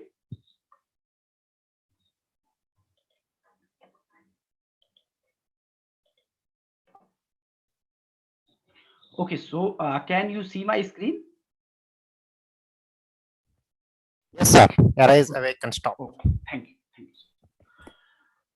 Okay, so first thing I want to tell you that why we are using bioinformatics. Okay, so I know that you all know about the bioinformatics, but some person is also in the workshop. Maybe some is also there who don't know about the bioinformatics. So why we need the bioinformatics? Bioinformatics means biology plus informatics. Is the combination of information technology to annotate the biological data, that is called a field bioinformatics. So when human genome is sequenced in 2001, so we had a lot of genes and we want to annotate that genes. We want to curate that genes. So other than any medium, like we will write or we will store in Excel file, so the computer is a best thing to store all these informations. So from there, the concept of bioinformatics is came, and we can develop such type of databases where we can store a lot of information which are available in the public domain, and the researcher can get that information from any database like PDB or UniProt or NCBI protein, and then they can use that information for their research purpose. So in worldwide, scientists are getting the sequence, scientists are getting the organism, and then they can sequence within one day or within minutes. and then they will submit the raw sequence inside various databases. Like SRA is also a database, and GEO is also a database. And then by using that database, we can retrieve that information, and any wet lab scientist or any bioinformatician can use that information in their research purpose. So we first thing in bioinformatics to introduction of the databases. Okay, so I will show you the UniProt firstly, because we will take the sequence from the UniProt. Okay, one more thing, there are two type of databases in the bioinformatics. First is the primary database and second is the secondary database. The primary database represents that that type of databases which have raw information. They don't have any annotation. Like you got one bacterial sample from somewhere, you sequenced in the machine, and then you can submit whole genome, whole raw genome in the primary database. But in the case of secondary database, you will annotate that sequence.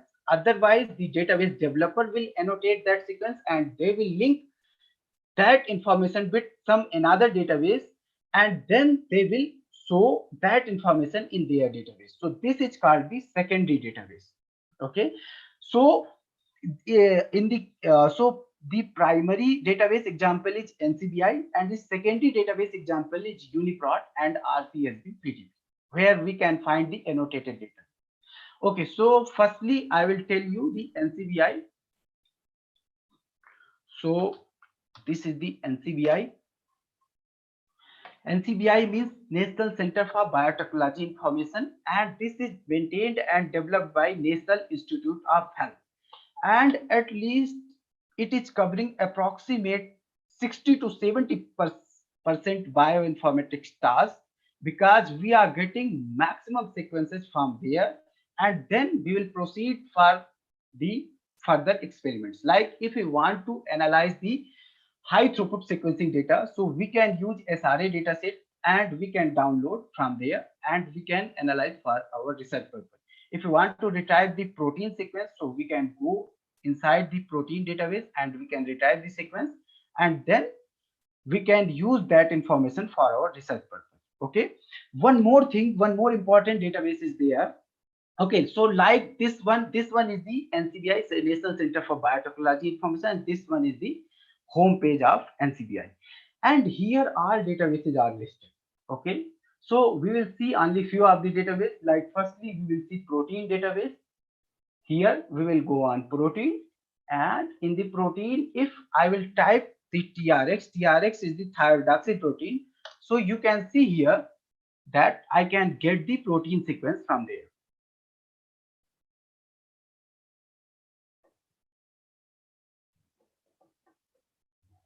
Okay, so now here you can see that I am getting this much of sequences. Okay, so this much of sequences from various organisms. So I can shortlist also my search. Like I want to search only animals, so I can click on animals. So it will show only 27,909 sequence. And if I want to search for the Homo sapiens, so I will click on here Homo sapiens. Okay, you can write in search box also like TRX Homo sapiens. So if I will click on here, so I will get only at 54. Okay, so you can use and or. Okay, and or here, and then you can search your query term inside the sequence database. Okay, inside the protein database. Now if I will click on here,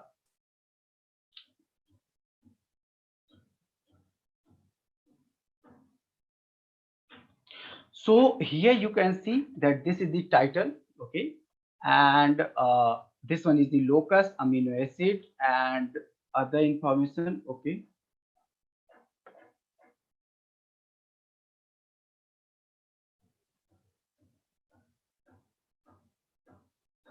okay, wait.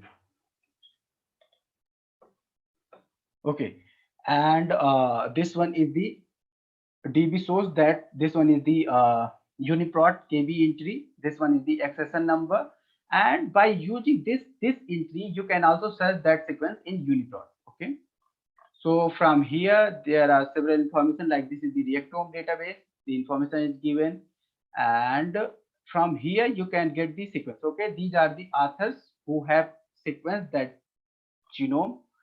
And here you can find the PubMed ID also, and then in the last you can get the sequence. Okay, this one is the coding region. Okay, this one is the gene region and this one is the protein. So you can find the coding region information from here. You can find the site also, like, okay, this is the deprotonate site, C-terminal active site 16, and here you can find the sequence. Okay, but we cannot use that type of sequence for our research purpose. So there are different type of formats are available, like FASTA format, FASTQ format, PIR format. So like in the case of structural bioinformatics, the PDB format is supported by several softwares. So in the case of sequential bioinformatics, means sequence bioinformatics, where we can analyze the sequence, so the FASTA format is a well-known and well-organized sequence format to store the sequence and to get the insights information from the sequence. Because when you will use multiple softwares, so you will give the FASTA format to that base servers and multiple softwares, and then they will recognize. Okay, so here I will click on FASTA format, and you will get the FASTA file information. Okay,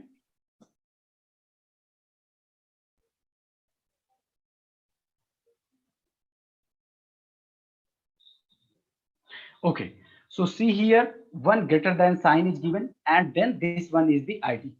So if you don't have file in FASTA format, like you have sequenced that genome, or you have sequenced, you did the PCR, you have amplified some gene, and then you got the sequence from there, so you can make that file as the FASTA format, because in the FASTA format, one greater than sign is there, and after that you can write any name, and then from the next line you can start the sequence. Okay, so you can also make that sequence in the FASTA file format. Okay, so now this one is the protein data bank. This one is the protein sequence database of the NCBI, and we can also explore some other databases. Okay, like here, if I will go, so I will see the SRA database, because in the current genomic era, we can analyze, we can sequence the whole genome of human within 1 day or in few hours. Okay, depend upon the machine, and then we can get the assembly, we can get the raw assembly, and then we can analyze those assembly.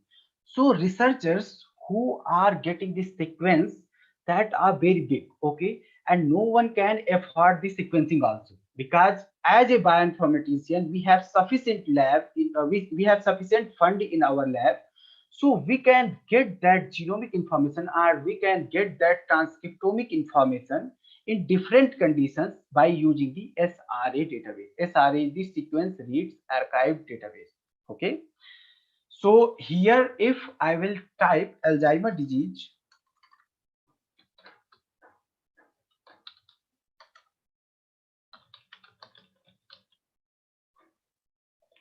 and then if I will click here,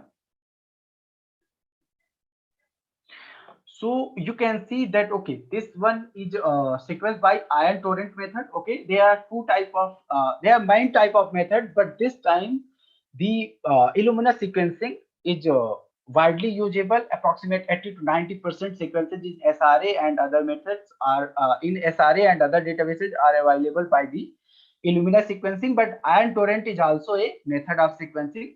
So you can see that, okay, this is sequenced by the ion torrent, and this is the case of load. Load is a stage of Alzheimer's disease. Okay, so here they have sequenced the RNA set, and here you can see that, okay, this is the RNA sequencing, this is the transcriptome, and you can get the protocol also, and from here you can get the information that, okay, the 907.9 MB is the total size of that transcriptome sequence.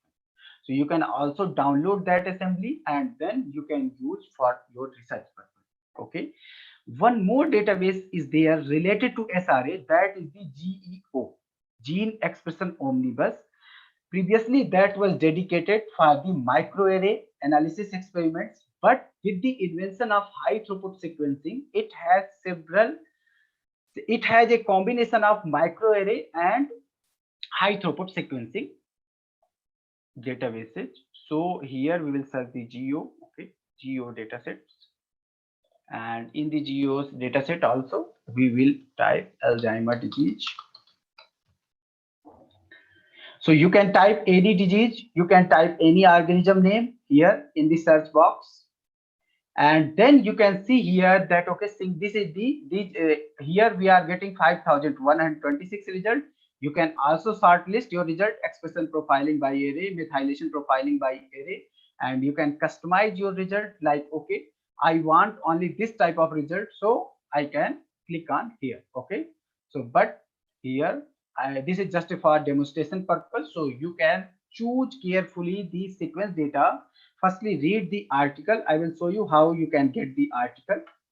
Okay, so from here also you can shortlist your query, and then I will click on here single nucleus chromatin accessibility and transcriptome characterization. Okay, so here you can find the summary, and in the summary you can see that okay, Alzheimer's disease is such. So they have taken 1,91,890 nuclei, and then they did the two type of sequencing. One is the methylation and one is the transcriptome sequencing. Okay, they did the ATAC sequencing analysis, and that is used for the histone modification to get the histone modification analysis. So they did the epigenetics analysis also, and then meanwhile they did the transcriptomic analysis also. Okay, so but from here you cannot get the whole information. Okay, you can get the data, you can download the data. Like here, if I will click on the SRA run selector, so here if I will click, so you can see here that okay, this one is the PRJN ID, and by using that ID you can also get those sequencing in the EBI. Okay, and now here you can see that total download size is 935.41 GB. Okay, so if you want to go for any genomics type of research, so you need a server and you have to know about the Linux. Okay, because not mostly actually, all the softwares which are developed for the NGS analysis, you can run only in the Linux platform. Okay, so from here you can download the data and you can see the quality, you can see the base age, brain region, bytes, and other information. Okay, so from here you can search the paper also, but here you can see has this study been published. So no published actually. Okay, these are the contributors. So if they will publish that paper, so they will update that paper here. I will show you some other entry also here. Like we will click on here, and here you can see that okay, this one is the citation. So from the PubMed ID you can get the whole information about that which type of sequencing methods they have used, how they did the experiments, and how they have organized their sequencing, and all these information which you require. Okay, so these are the two databases, GEO and SRA, which are currently using, and you should know about the as a bioinformatician that okay, these are the two databases. Either you are working on the structural aspects or you are working on any aspect, because in the previous lecture also you have seen proteochemometric modeling. Okay, so here you can add the whole genome. Here you can add the whole transcriptome, and then you can add the drug molecule, and then you can predict that okay, how our drug molecule is responding against thousands of proteins. Okay, because in the focus docking, like in the focus structure based drug designing, we will use only one protein, but here this one is the top down approach. So here we can use thousands of protein, and then we can predict that okay, this ligand can bind these 10 proteins. Okay, and we can predict that okay, this is the repurposed drug that we can use against those particular targets.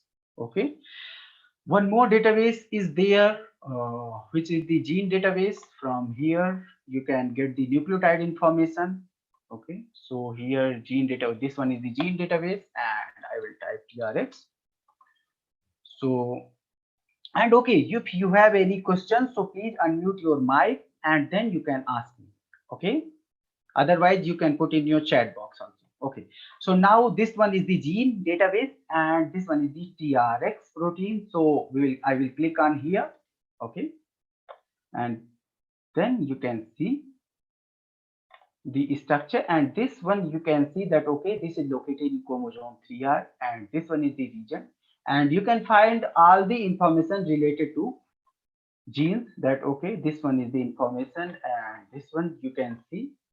So from here you can see this one is the UCSC genome browser page, and here you can see bibliography and other things. Okay, so these are the main databases in the NCBI. One more database is there, and I am sure that you all aware about that database if some MSc students with us. So for those I can introduce that database, that is the PubMed database. Okay, so PubMed is here. This one is the PubMed. So here you can search the literature. Okay, because in the Google Scholar also you can search the literature, in the Google also you can search the literature, but here the PubMed is dedicated for only for the literature. Okay, and they have a indexing also. So some journals which don't have good impact, not good impact in the scientific community, so they are not listed or they are not indexed in the journal or in the PubMed, sorry. So always if you want to start a project, so always take a good impact factor paper, okay, and take the idea from there and then follow that study for your research purpose. So from the PubMed you can get the good articles, like here I will type the Alzheimer disease. Okay, so I am not biased about the Alzheimer disease, but I am working on Alzheimer disease, so that's why I am typing Alzheimer disease. Okay, so someone have any question? Okay, so here Hello. I will click. Sir, am I audible? Yeah, Yes, yeah, continue. Yeah, sir, I just wanted to ask, like in many of the papers or in the articles I have read that they specifically mention that if you want to retrieve the protein sequence, it is uniprot structure, then it is PDB. And now what you have shown is an NCBI protein. So Yes. is there any difference in retrieving the query or any sort of difference in the information that we get? Or is it Yes. same No, platform? not same. Actually, I have told you that there are two type of databases are available: primary database and secondary database. So always the scientist will suggest you that okay, retrieve the sequence from the UniProt or PDB. Why? Because that are the secondary database and that have the annotated information. That have the information which are experimentally proved. Okay, so I will show you UniProt also, and then I will show you the difference between the protein NCBI and UniProt NCBI. Okay, when I Sure, sir. started my research journey, so I frequently used NCBI protein, but after that I realized that okay, if I can use the UniProt, so I can get a lot of information from one resource only. So that's why, because sequence are same, sequence are not different actually, but you can get other information from the secondary database also. Yes. So that's Yes. why the scientists are suggesting that okay, use UniProt or use PDB. Okay, because they have experimentally proved the structure. Okay. Yes. Yeah, So thank is you. it clear? Okay, thank you. Yes, sir, thank you. Okay, so now this one is the PubMed database. So here you can search your here you can filter your search according to the years also, like from 1913 you can see the research paper of Alzheimer's disease, and now from here you can see that okay, so here I clicked on 2009 and I got 6061 results. So you can see that number of research is increasing with the invention of the science. So you can search the paper, you can also select review here.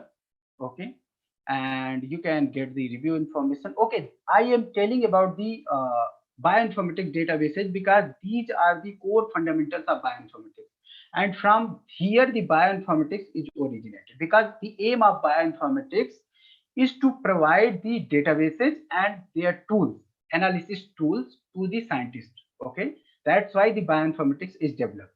So if you don't know about the bioinformatics databases, if you are not familiar with the bioinformatics databases, so I will take this sequence and then you will not get that okay, from where I am taking the sequence.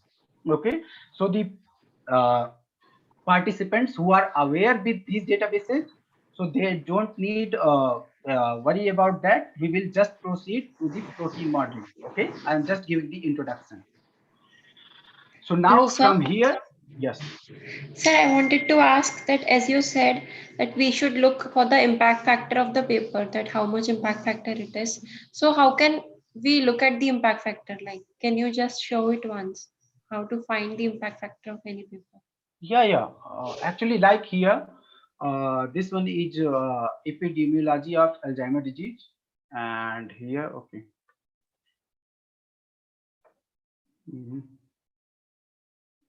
Meeting disabled participants. Okay, so now here, like I went on epidemiology of Alzheimer's disease, and here you can see that okay, we can also get the PubMed Central. We can also get, actually there are two type of databases. One is the PubMed and one is the PubMed Central. So the freely available which are available, so that are available in the PubMed Central, and the information which is here is available in the PubMed. Okay, so we will copy this journal name and we'll paste in the Google. We'll go in the sites of that journal. Okay, and here that is published by Dialog. So in 2017 impact factor is 3.976. Okay, but we want to get the recent impact factor. So Biox Bio is also a site. Biox Bio impact factor. Okay, so in the Biox Bio, if I will type this journal name, okay. Oh, sorry, this one is the. So you can see here that okay.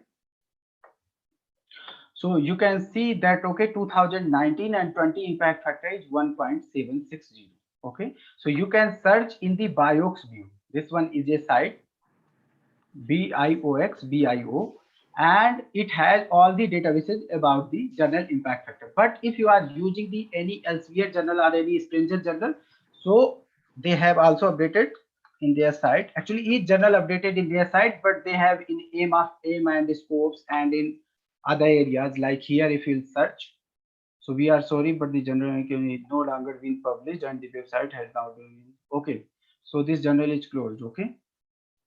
So now here, that's why they are giving, like here I will type computational biology and chemistry. Okay, so I will click here, and then when you will go here, so they have given the impact factor. Okay, so actually always the impact factor is not a great statistics. You have to see the Q1, Q2 and from the SciMigo and other sites. But at least the impact factor, if the journal has impact factor, so some scientists will acknowledge that okay, you have published a good impact factor, so at least your study will be good. Okay, so like from here, if I am using this computational biology and chemistry paper as a template paper, okay, so the impact factor is 1.850. So I can publish within two, okay, within two impact factor. I am fortunate, if I am fortunate, so I can publish in 5 or 6 impact factor, but that happens in some cases. But our template impact factor is 1.850. So always take a good, if you are starting the research, if you are aware about the research, so take any paper and just read and take some idea from here, from there. But if you are a MSc student, or if you are in the starting career of your PhD, so always prefer good impact factor journal. Okay, I want to say this is my personal opinion. Okay, someone cannot agree about that, some professor cannot agree about that, but this is my personal opinion. Okay. Okay, sir. Thank you so much. Okay, thank you. So okay, so this one is the PubMed database, and now we will move to UniProt database. Okay, as someone had asked that why scientists are telling about the UniProt database. So here I will also open, okay, protein and CBI.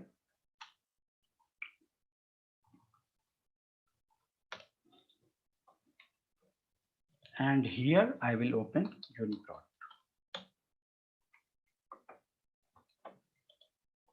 Okay, so here I will open this sequence. Okay, I will open this sequence because this is 107 amino acid sequence.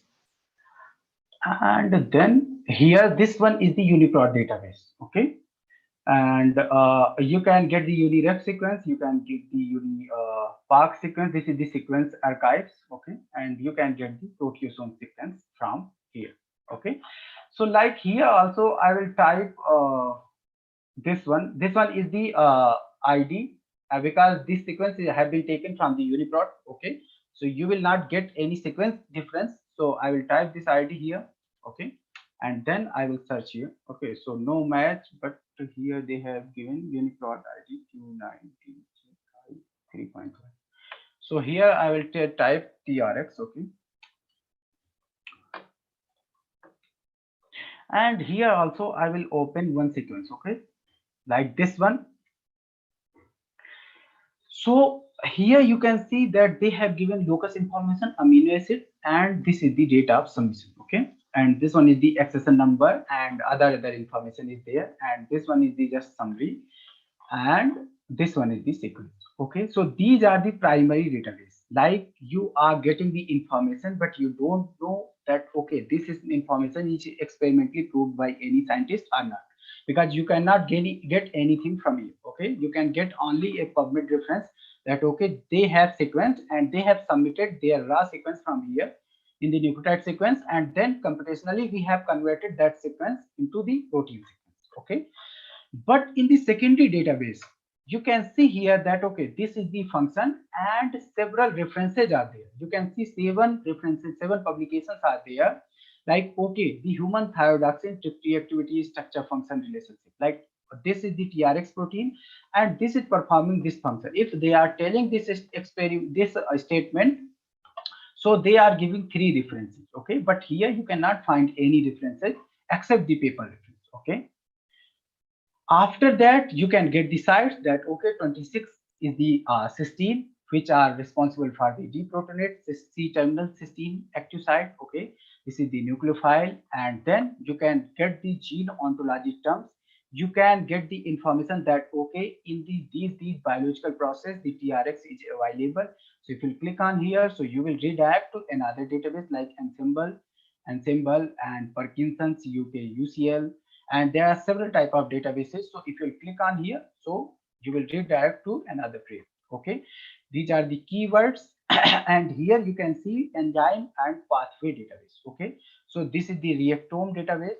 If I will click on here, and this is the name and taxonomy, organism specific, and this is the subcellular location. Like, okay, this is located in nucleus, cytoplasm, and extracellular region are secreted, okay. And they have given the publication that, okay, we are not just telling that, okay, by any software that, okay, this protein will locate in the nucleus, this protein found in nucleus, but this is the experimentally proved, and these people are telling, okay. So in the science, we believe in the research articles.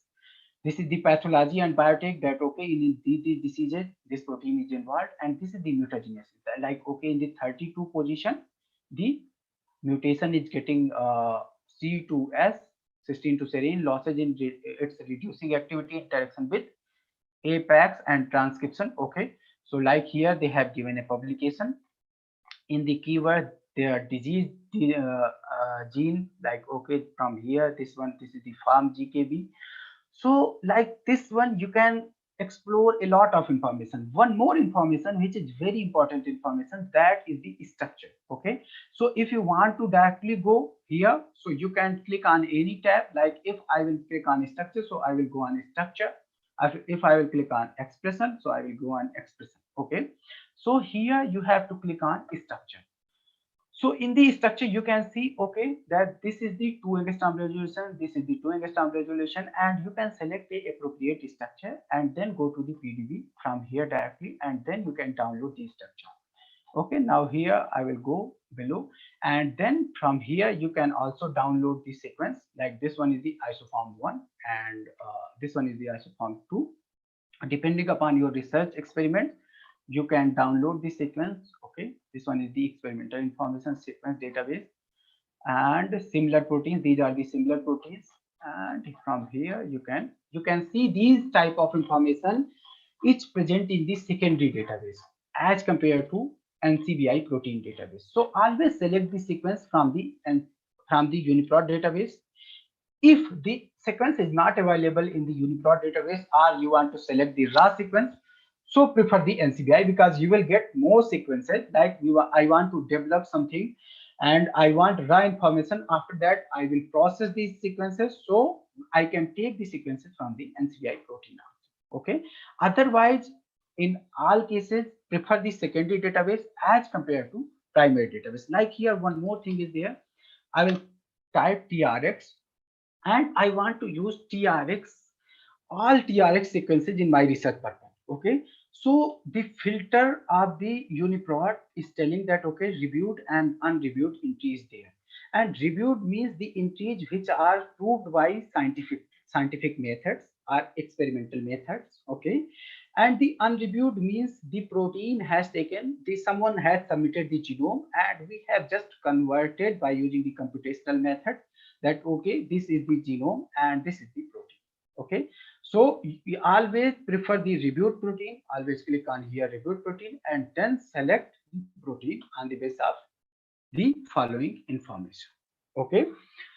So these are the main databases. Like here, if I will go on quick go, so you can see the map. Okay, from here this information is available. So somewhere TRX is available in some path. Okay, so you can see these information from directly from here. Okay, so here this one is the this one also pathway. Okay, so somewhere TRX is involved. So these are the things which we can use by using, which we can get by using the secondary database as compared to primary database. Okay. Okay, so till here everything is clear. Yes, sir. Yes, sir. Okay, so now we will proceed for the protein modeling. Okay, and why we need protein modeling? See, in the drug designing, I already told you there are two types of paradigm. One is the structure-based drug design. Second is the Qsar-based drug design. In the structure-based drug designing, our focus is on the structure, and we should have one structure, and after that we can screen a large number of ligands, and then we can get that, okay, out of billions of ligands, only 10 ligands are capable to inhibit that protein, and then we can experimentally prove that thing. Okay, but why we need these things? Ligand-based drug designing, structure-based drug designing, because previously there are high throughput synthesis method or high throughput screening methods are available, which can screen the compounds and then we can get the experimentally proved compound. But for that, we need all the compounds which are synthesized, and we need a protein, and then we can use one by one compound or by using the high throughput screening also. But it requires a lot of manpower, and also it requires a lot of money. Okay, so in these cases the drug designing by using the computational methods is cheaper, because we can screen millions of compounds within 2 or 3 days, depend upon your computer speed, and then we can get that, okay, we can also get the false positives. Okay, this is the drawback of any computational method, that if we are getting the true positive, so we will also get the false positive. But at least we can reduce lakhs money expense, and we can reduce labor expense also by using the computer aided drug design. Okay, so as previous speaker already told you that in the ligand based drug designing, we need the ligands which have the experimental IC50 towards a particular target. Then we can align those ligands and we can generate the pharmacophore by using any method, and we can also get the descriptors. We can fit those descriptor information against the equation, and we can tell that, okay, this equation is our regression model, and then we can give a new chemical compound and we can predict that, okay, this one is the particular compound which can produce the activity. But with the invention of X-ray, NMR and electron microscopy, the structure-based drug designing concept is more powerful as compared to ligand-based drug designing. Okay, in this time, if the researchers are using structure-based drug designing, so they are also using the ligand-based drug designing. So both approaches they are using, and they are screening the compounds. Okay, Here in these 2 or 3 sessions, we will talk about the structure-based drug design because we will focus on the structure. So in the case of structure-based drug designing, we need one structure and we can get the active site of that structure. We can, and after that, we can dock thousands of ligands against that particular structure. We will just start the screening and then we can do some another work. And after 2 or 3 days, we will get that, okay, out of billions of compounds, these 2 or 3 compounds or 10 or 50 compounds are good. So we can give any experimental scientist that, okay, synthesize that compound. And we have predicted that, okay, these compounds are good against that protein. And then out of 50 compounds, definitely they will get at least 10 compounds, 10 potent compounds. Okay.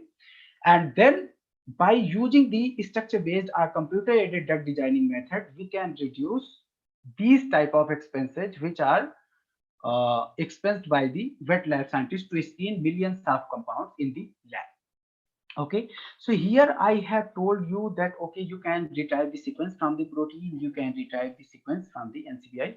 Now I will tell you PDB database. Okay, from the PDB, you all aware about the PDB. Okay, I will just tell you. So here I will type TRX.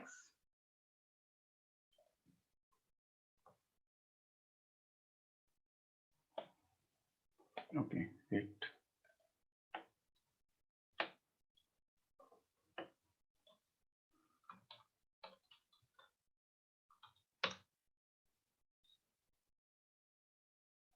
Okay, so here you can see that, okay, this one is the structure. Okay, this one is the structure of human thyroidoxine, and you can download from here. Like here, if I click on PDB format, so I can download from here and I can use those structures. Okay, for our research purpose. Okay, so now if the PDB is available, so why we need protein modeling? Can anyone answer this question? There is not always the structure present on the PDB website. Yes, yes, brilliant. Okay, so now I will tell you the UniProt statistics, and you can see here that, okay, this is the UniProt sysprot statistics, and if you get the structure. Excuse me, Rohit. Yes. So yes. I want to add something like, sometimes we have structure in the PDB database, but there is some problem. Like, this the experimentalists do a lot of, they have a lot of problem to get. They have not good. They have not good resolution, or some parts is not crystallized by the scientist. Yeah, cryo structure or the NMR structure. But sometimes when you have the whole protein at that time, some domains have some low resolution, or some in some case, like there is some that they can't get the good quality structure. So at that time, what we basically do, we model the protein again from the based on the template of the PDB structure already available, so that your protein will increase the quality, so that in the further research you will have a good model, that good the structure. So that modeling also really very useful here. Okay, thank you. Okay, thank you, Krishna, for your nice answer. Okay, so here, as Krishna told that, okay, we can use the protein modeling for the such type of structures which is not well crystallized, or the researcher which cannot crystallize those structures. Okay, we can use the homology modeling there also. But here you can see that in the UniProt database, the current release statistics is there, and they have plotted here. This is till 7 April 2021. Okay, so this much sequence entries is available. Okay, here you can see that from 1996, the 0 billion sequence is there, and with the invention of human genome till 2001, as I already told you, that the bioinformatics originated sequencing methods are developed, and now we have next generation sequencing. So you can see greater than 200 million sequences are available in the UniProt database. Okay. Here you can see only 1,77,655 structure are available in the protein data bank. So how you can fill the gap? Because you cannot pressurize the scientists that okay, solve each structure, because they cannot do that things, because crystal is get by luckily get by a lot of expense. But with the invention of EM, electron microscopy, we can get a lot of structures in the future. But here you can see that only 1,77,655 structures are available, and here you can see in the UniProt 200 million sequences are available. So how we can fill those gaps? From here, the picture of structural bioinformatics is came, okay, by using the bioinformatics methods. We can model those structures, or we can predict the 3D structure of those particular sequences, and then we can proceed further research. Okay, like as in the previous session also the speaker told that we cannot wait for the company to develop any pipeline, to develop any software, that okay, when they will develop, so we will start our research. If you want to work on the structure, as one of the participants tells, that okay, we have sequence but we don't have a structure in the PDB. So for that reason we can do the modeling. Okay, so the modeling we can do by using three methods. One is the homology modeling, second is the ab initio, and third is the threading. Okay, so homology modeling is concept from here that okay, the protein is originated from same ancestor, because if we'll go on the sequence level, so you will find the diversity in sequence. But if you will see the 3D geometry or surface diagram of any cytochrome P54 enzyme, from human to bacteria, from any organism, CYP450 enzymes, so you will get a same type of fold, a same type of domain, and you will also get the similar type of residues for the catalytic activity. So from here the concept of homology modeling is key. Like okay, there are two twins are available in the home, okay, but they have some ideological differences. But at least if one can draw the sketch, okay, but if we don't have one brother, one twins brother, so we can draw a sketch, and we can propose that sketch, that okay, that sketch or that sketch is representing the second twins.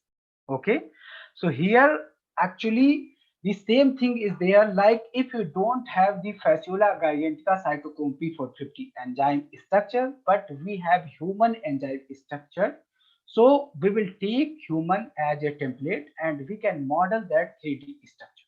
Okay, so here there are some methods like okay, above than 40% sequence identity should be there for homology modeling, for good homology modeling, but you can accept 30% also. Okay, but if greater than 40% sequence identity is available, so you can tell that okay, we can perform for the homology model. But if less than 30 to 20% similarity is available, so you can use the fold recognition method. Okay, but if less than 10% sequence identity is available, so you can use the ab initio method. Okay, in the ab initio method you can just model the structure, you can get a lot of confirmation, and then you have to select. So always if you want to go to the drug designing, so in my view, select a protein which have at least 40%, at least greater than 40% identity, because we are going to the drug design. Okay, and the drug designing or the computational tools are mostly depend upon the confirmation of the binding site.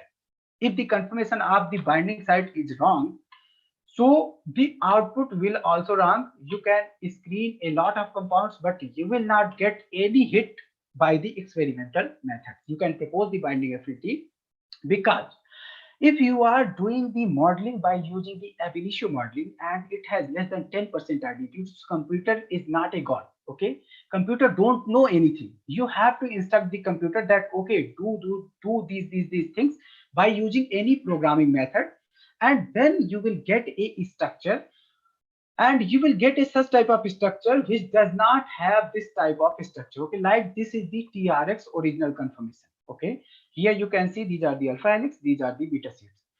But if you have less than 10% sequence identity, so what software will do? Software will align small pieces in different structure, and then it will get some parts of the structure and it will stitch that structure, okay, or assemble that part, and then it will give a structure. So you can see that, okay, this beta sheets is available here and this alpha helix is available here. So total conformation of 3D structure is changed. And you know, if the conformation of 3D structure is changed, so it means the protein is not representing its actual conformation, or protein cannot do any performance, or protein cannot do any catalytic activities on. So here, if you want to dock any compound, so if you will dock in the binding site, so it can inhibit or it can act as a competitive inhibitor, and then it can inhibit the protein. But if you are docking the compound here in the wrong binding site and it is giving -11 or -12 or -13 binding affinity, but that is not a actual binding site, so we cannot say that, okay, this compound will be proved by experimental methods. Okay, but sometimes you can also use the allosteric site, you can use the molecular dynamic simulation methods, because we have to do the research.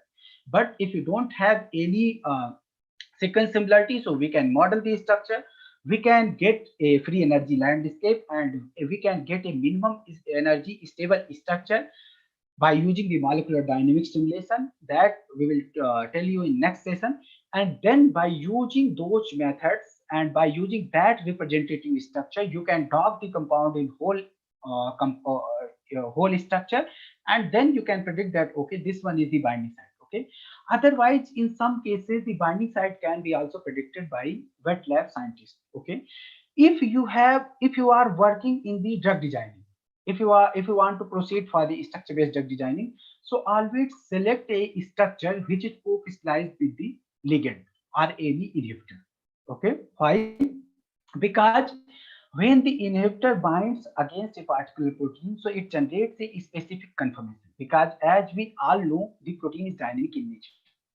But we can do the rigid docking, and after that in the molecular dynamic simulation we can generate the protein and ligand both conformations.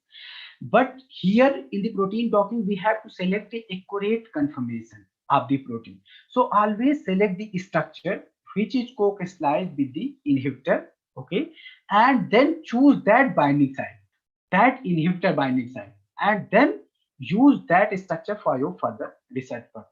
Okay, so we were in the protein modeling. So from here the protein modeling this concept is came. Okay, so now here if I will show you homology modeling step.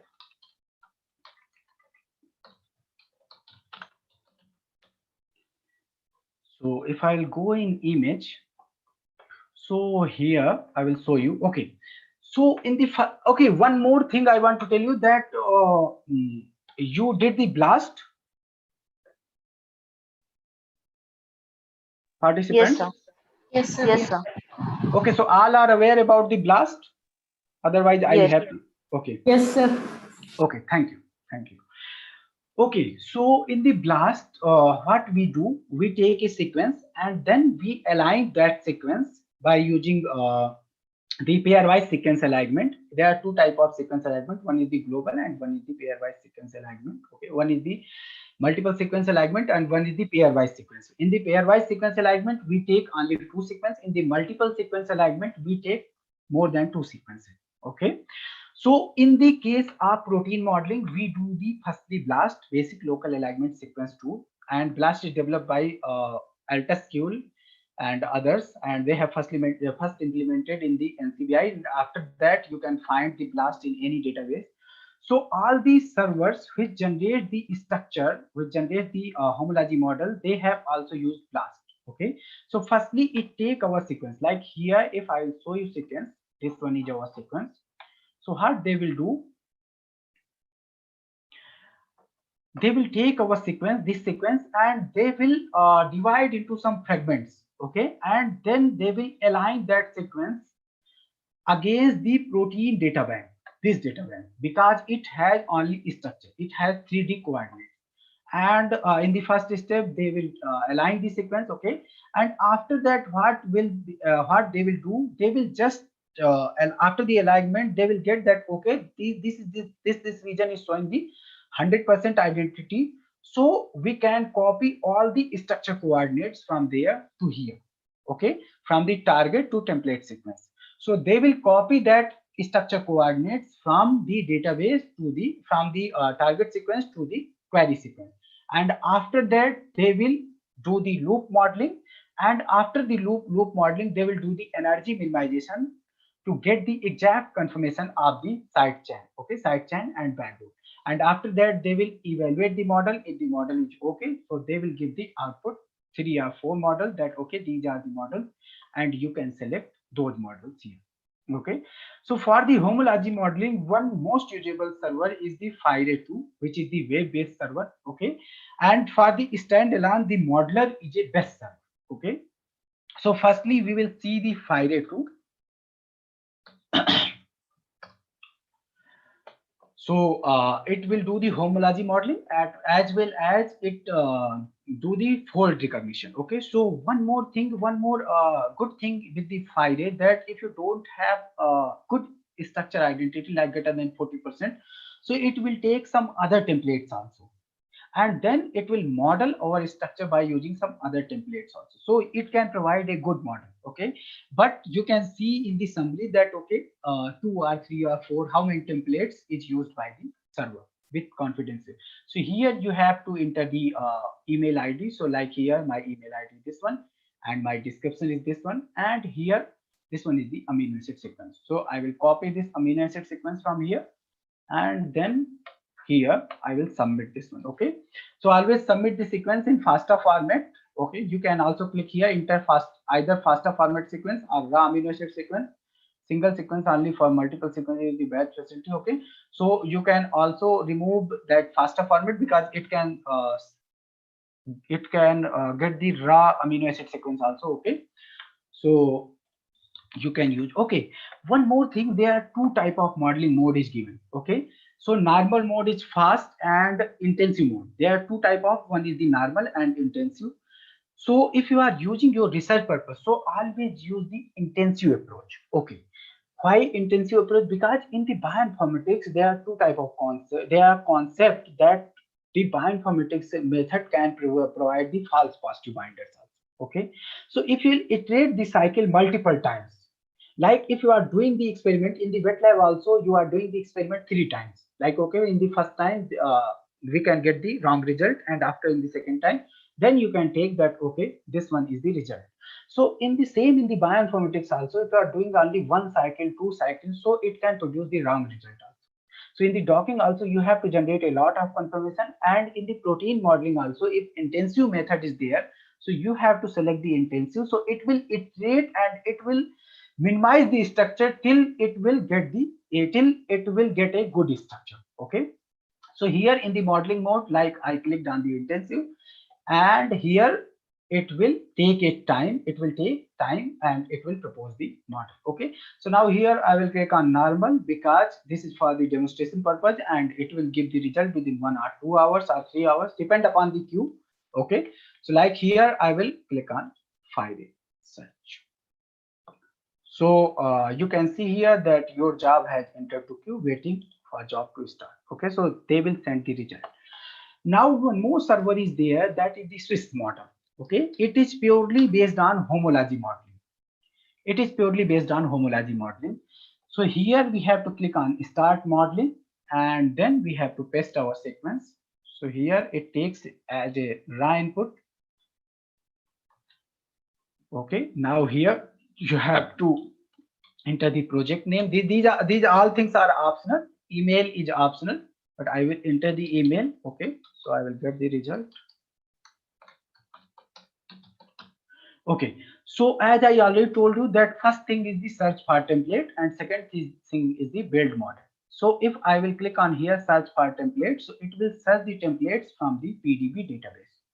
Okay, so these are the 2 most widely used server for the protein homology model, FireA and this Swiss model.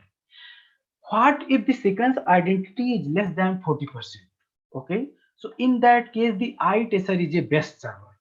So I will go on here, iTester. Okay, because in all the cases we don't get the 40% sequence identity. So I will go on the iTester. Okay, I have also provided a Word file where for ab initio modeling the sequence is given, and for the homology modeling the sequence is given. We have just taken the TRX sequence because this is a very small sequence. Okay, and you can use that sequence. Okay, I will show you the things also, how the things are different. So here, this one is the iTester server. They have a lot of server. Okay, this is developed by Zhang Lab, and they are getting the good rank in Qsar PJ critical assessment structure program, prediction program. So they are getting the good rank till Qsar 14. Okay, so here you have to enter your sequence. You have to you need a institutional email ID. Okay, so like this one is my institutional email ID, and this one is my password. So firstly, you have to register from here, and then you can get, okay, from here, from the registration, you have to register, and then you can get the, you can use the iTester server. Okay, so first submit here, and then you can do the run the iTester job. Okay, so I will show you the sequence here in the workshop also.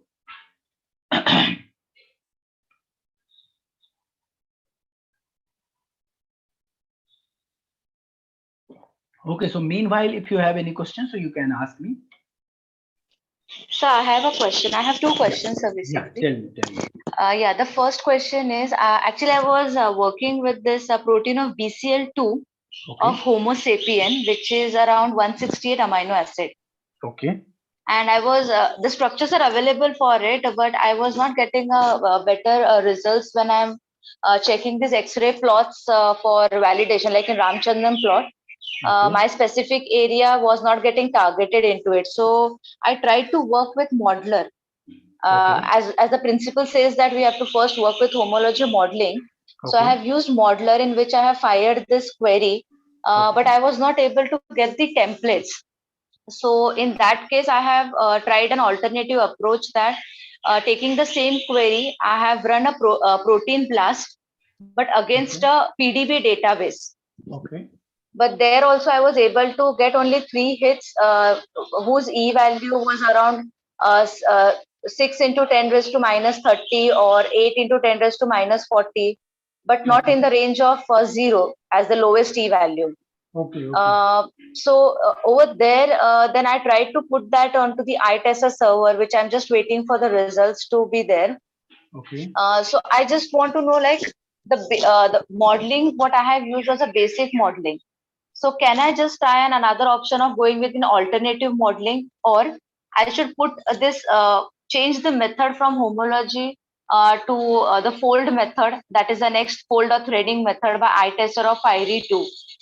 So is it acceptable? Because there are lots of people, I checked by firing up the query, people state that if normal basic modeling is not working, you should try for advanced modeling or iterative modeling.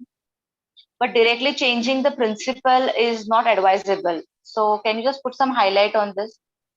No, see, there are two type of actually modeling. You can do the multi-template modeling, and you can do the template modeling also. Okay, like in the case of template modeling, you have to select one template, but in the case of multi-template, you can select the 2 or 3 templates. You have a structure, but that structure is not good. You are telling. Yes. Okay, so you did the PDB blast and you are not getting the good hits. No, yes, right. Okay, so in that case, because you don't have any template also, so you cannot perform the multi-template model. Because so in that case, you have to perform in the homology modeling by using the modeler also, you are not getting the good result. Right. So that means even in the further part of, like, after basic modeling, there's a next step of going with the advanced modeling. Advanced modeling means multi-template modeling. Multi-template, yeah. Even there, I won't get any templates. Yeah. So if you are not getting a template, so you cannot perform the multi-template model. So in that case, you will use iTester server. Okay. I will also show you Robeta server. Okay. In this, I will also show you raw data server. So in the iTester server, what iTester does, iTester use the homology modeling, threading, and other methods also. Okay, all the methods iTester use, and after that it predicts the structure. But if you are not getting the good Ramachandran plot from the iTester also, so Okay. what you can do, you can take the iTester output. iTester output, I am telling you, you can take the iTester output as the modeler input. Okay, as the modeler template, and then do the modeling again. Okay, so that means if in the basic modeling, if I'm not getting template, that means there is no need to go with the advanced modeling, because anyways I won't get any templates. Because if you don't have template, then how you can perform the multi-template? Right. So there is no meaning of going with the advanced. So better I should move with this next method of threading. And Yes. as you said, iTester, if still my results are not able to be good enough by Ramachandran plot, then I should take the iTester result, the best iTester model as my template, and start designing on that basis. Yes, yes. You have to take iTester model, because I got accuracy. I got good Ramachandran plot by using this method. So you can also get maybe in your case. But one more thing you have to see that, okay, align the structure, the crystal structure and the model, okay, which you have predicted by using the modeler, by using the iTester as the output. And you have to see that, okay, a lot of structural confirmation is not there, because you are doing for the drug design, you are proceeding for the drug design. Right. So whole binding site is changed, which hope the confirmation of whole binding site is changed. So maybe you are not getting the good model. Okay. So this is the limitations. This is the limitations of the computer drug designing if you don't have structure. Okay. Right, right. So in that case, even you have shown the Swiss model. So can I just check with the Swiss model also whether I'm getting the template? If you don't have templates, so Swiss model then will there's not no give need. a good result. But yeah, Swiss model will not give a good result, because here you can see that, okay, this one has this much identity, and this one this much very similarity. So you can see here that whole sequence is aligned. Okay. But if you, in this Swiss model also, if you will not getting this part is aligned, so it will not predict the model of this part. Okay. It will remove the part. So if you are doing the Swiss modeling, so be careful, because it will remove the structure part. Okay. If you you know that, okay, this part is not much important, so you can remove that part, and it would definitely increase the Ramachandran plot and other quality assessment parameters. Okay, that means the Swiss model itself will remove this part. Yes, yes. Swiss model provide a good model, but if you have good identity with good query coverage, okay, that's why people are not using much Swiss model for their research purpose. Okay, so what you say that the part is removed, that is on what basis? Like, I have not understood that section. Like, you know about your structure property, like, okay, the N-terminal domain is not important for the catalytic activity. Okay, this is just a domain. So if you have read any research paper that, okay, these are sequences, and we are not getting the part of that sequences by using this Swiss model or any modeling server, so we can remove that sequence, because if you don't have templates, so they are making the loop, and they are making the bad orientation or bad confirmation. So that's why the Ramachandran plot and other things are not getting, you are not getting good. Okay, yeah. So you have to use iTester, you have to use raw data server, and in these two servers you will definitely get the result. Okay, yes, thank you. Okay. Sir, and I we have are a here. question. Yeah. Sir, actually, like you said that we can send our sequence to the iTester and get the structure from there and use that as a template for homology modeling by modeler. Not in all cases, but if you are not getting the good Ramachandran plot, so sometimes that strategy is also useful. Yes. Yeah. So I was trying to model a protein called DNS1. So this protein is quite large, like it is 1379 amino acids long. So it could not be done by iTester. So that cannot be done by iTester or any threading method actually, because the threading methods has some limitations. You can perform the homology. You are not getting the template also. No. So what I did was I broke my sequence into parts and I sent it to Quark. Quark is another domain of iTester itself. Okay. And they provided me with the models, and I got I could send 200 amino acid sequence at once. So they sent me 9 structures, but when I saw the Ramachandran plot for those structures, it was not proper. And while So actually, see, this type of strategy actually is not very useful. It's not very good or very useful. But what if you are not getting the sequence? Because I have also worked on one protein which have less than 10% sequence identity. So what I did, I just modeled these type of fragments from there. Like this fragment is aligned by this, and after that, if one more thing you can do, that okay, break your 200 or 100 part of the sequences, and that then align, do the PDB blast. And in the PDB blast, if you are getting the good accuracy and the protein is also belong from the same family or same ancestor, so you can take that sequence, you can model that thing, you can model that template, that your query sequence like 100 or 200, and after that stitch that model, okay, and then do the molecular dynamic simulation, a long molecular dynamic simulation at least 100 to 200 nanoseconds. And if you have good computational facility, so at least run 500 nanosecond molecular dynamic simulation, and then draw a free energy landscape. And then only you can get a good confirmation, because always protein exists in the body also in the lower energy state. So in the molecular dynamic simulation also, we want to predict a lower energy state structure. yes, sir. So you can apply that approach also, and we will tell you how to perform the molecular dynamic simulation in the next session. Okay, means Okay, in the sir. 2 or 3, 17 or 18 when it was scheduled, when it is scheduled.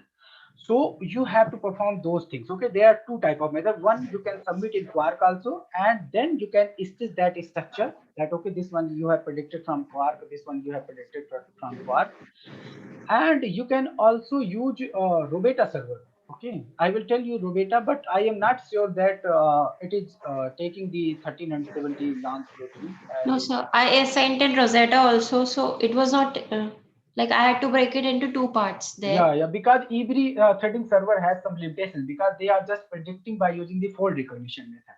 So in the Fire also you are not getting good structure. No, sir. I haven't tried Fire. I will try Fire today. Okay, try the Fire, but if you are not getting the template in PDB also, so maybe you will not get the good structure. So you have to do the molecular dynamic simulation also. This is the last approach. Like if you are not getting the good Ramachandra, good statistical parameters, so you have to perform a long molecular dynamic simulation and then generate a free energy landscape on the basis of RG and RMSD. And then that on the basis of that one, you can take a stable structure, and then you can propose that structure also towards the PDB, not PDB actually, some model databases are there where you can submit that structure. You have to explore these things. Okay. Okay, sir. Thank you. Yeah. Okay. Sir, I have query, sir. Yes, sir. Yes, sir. Sir, I have a protein sequence and I want to do the homology modeling. First of all, when I submit it to the blast and do the cross blast, like I want to search the structure against my sequence, then I found a template. And when I just submit my sequence to the Swiss PDB, Swiss modeler, then I found a different template. And when I got submitted to Fiery, then I found a different template. And sometimes I got confused which template is best for me. See, actually, template selection is also a thing. I will show you that. Okay, I will do the blast, and then I will show you how you can select the template. And one more thing, if you are using any database, so they are taking the templates depend upon their parameters. Okay, so blast is for the modeler only. So if you are doing the manual modeling by using the modeler, so you have to perform the blast, and then you can select that template that okay, this one is the template. Like here I have taken this sequence. Okay, one more thing, I have taken this one. So this sequence I will take from here. I have pasted two sequences. One is the Fire 2, one is the Sys model and mod web server. And then when I pasted here TRX, and then I selected here protein data bank. So here you can select multiple database. You are aware about that. And when I clicked on here, so you can see that okay, we have to see 2 or 3 things. First is the identity, and second is the query coverage, and third is the eval. Okay, so here you can see that okay, query coverage is 91% and 66.07% is the sequence identity. Okay. Yes, sir. Yes. So here is the 91% query coverage and 66.07% identity there. So okay, what is the identity of your sequence? Sir, it is more than 95% like that. In also in the Swiss model, it is also more than 85%.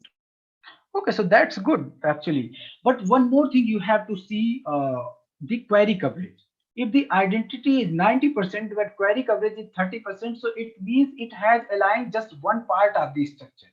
It is not aligning the whole part. You have to click on here and then you have to see it. So from here, you can see from the query 5 and from the subject 2, it is aligning the sequence. Okay, so you have to see the sequence alignment also. And the query coverage is also a most important parameter. Okay, like here, if you are getting query coverage only 20 or 30%, and if you are getting 95%, so it means only 20% sequence of your 20% of your sequence is aligning by the PDB. Okay, so it means you will not get the good model. So you have to see on two parameters, query coverage and percent identity. Okay, can you tell me your protein name?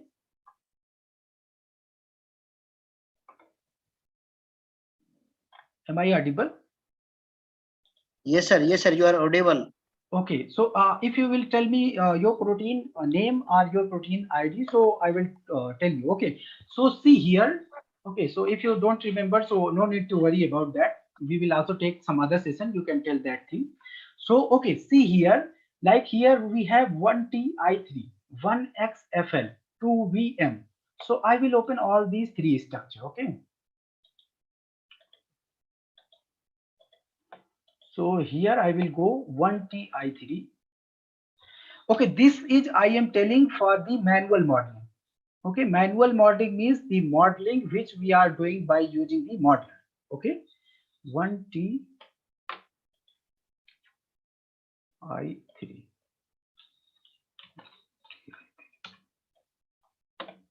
So you can see here that 1TI3, 1XFL, 1XFL, sorry, 1XFL,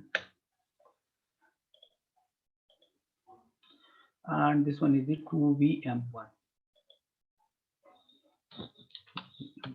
So we have to select at least 4 or 5 templates, and then we have to compare that. Okay, this sequence we can take. You have to also see the family of that particular structure. If your family is close to that family, so it means that is the good thing. Okay, so here you can see that, okay, this one is the X-ray diffraction. This is a crystallized structure, and this has 1.70 angstrom resolution.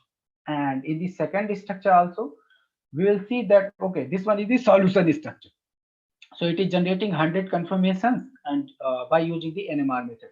So this one is also a solution structure, solution NMR. So if the X-ray crystallization structure is available with less than 2 angstrom resolution, so you have to select that structure.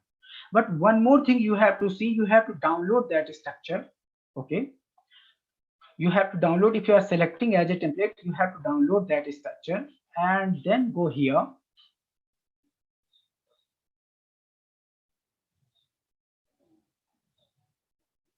And open with Chimera or any other visualization program and see they got the whole crystal structure, they got the whole part of the structure, or they have not got some part of the structure. So if the crystal structure don't have that part, so how the program will copy the coordinates from there to here, from there to our structure? So here you can see that, okay, whole part is crystallized. You have to go into the sequence. Like here, I will go on sequence and I will open only one chain sequence. So here you can see that this is the first part, which is not crystallized by the authors. And after from here, from glutamine 5, they have got whole part. Okay, so we can take that structure as the template structure for the modeler. Now, if we will submit the same sequence, like here, I have submitted the same sequence. So I will get a different type of structure in the PDB. Okay, in the SIS model. See here, in the SIS model, we are getting many type of sequence identity and here structure. So if you are specific with some templates, so you have to click on here. Okay, like if I want to model that structure from here, 5G2Z. So I will click on here and then I can do the model. Okay, like here, if I will click on, see here 1.288 angstrom resolution, and one more thing, it can also predict a diameric assembly. Okay, it can also predict a assembly. So here, if I will click on build homodimer, so it will predict the homodimer structure, and no other software can give the symmetrical information or diameric or trimeric structure. But if the template is homodimer, so it will predict the homodimer structure also. So if you have good identity, so you can take the Swiss model also as compared to other server, and you can directly draw the homodimer, tetramer, or hexamer. Okay, so now if I will click on here, so it will build a model. So by that type you can select the template. Okay, but in the file, in the iTracer, or in the any threading method or any fold recognition method, you cannot select any template, because they are using the fold recognition also, and they are breaking your sequence in short sequences, and then they are aligning your sequence against all the structures, and from where they are getting the hit, they are just taking the structure from there and they are assembling that structure into your structure. Okay, but in the manual modeling, like by using the modeler, I will show you modeler also. So by using the modeler and other software in which you are doing the manual modeling, like in the Mastro also, in the Schrodinger also, Discovery Studio also, so you can select and you can control the model. Okay, but yes, yeah. So in that case, as I asked you query for BCL2, so when I'm running it against an NR database, the sequence database, to just have a check, I'm able to see that there is a person identity is 100 in the range of 100, 99, 96, and the query coverage is 100%. But the E value is fluctuating, like it is 6 into 10 raised to minus 116 or 3 into 10 raised to minus 111. So in that case, excluding this E value parameter, should we go with this query coverage and person identity? Yeah, actually, see, if you are doing the homology modeling, so there is no need of E value, because I don't think that it is a very significant parameter. It is just a statistical parameter which are giving the overall quality of the arrangement. But if we know that, okay, this one is our structure, and this one has this much query coverage, and this one has this much percent identity, so we can also exclude the E value in the protein modeling also. Okay. Okay. And why we have to, we can exclude, because like here I will click here. Okay, I will click here, so I will see that, okay, this S is not aligning with the LNE. Okay, this serine is not aligning, so I know each and every residue, that which residue are aligning. Okay. Okay. So I can remove the E value. But one more thing, in the structure, in the structure modeling, you have to see the query coverage. That is the most important and first parameter. Because if your sequence is not covering by the template sequence, so it means it will not propose a good model. Second thing is the percent identity, that should be greater than 40% to get a good model. Okay. Yeah. Okay. So if you are just getting the E value fluctuation, so like, okay, one more thing I want to tell you, you are getting very good E value, but your structure is crystallized in 4 angstrom resolution. So you cannot select that structure as the template, because if you select that structure as the template, so you will get only a wrong structure, and you will not get good Ramachandran plot and other statistical parameters. So here the E value represents the not structure alignment actually. This is representing the sequence alignment. Okay, and we are talking about the structural terms. We want to copy the, ultimately our goal is to copy the coordinates from one structure to our structure. Okay, our target structure, template structure to target structure. Okay.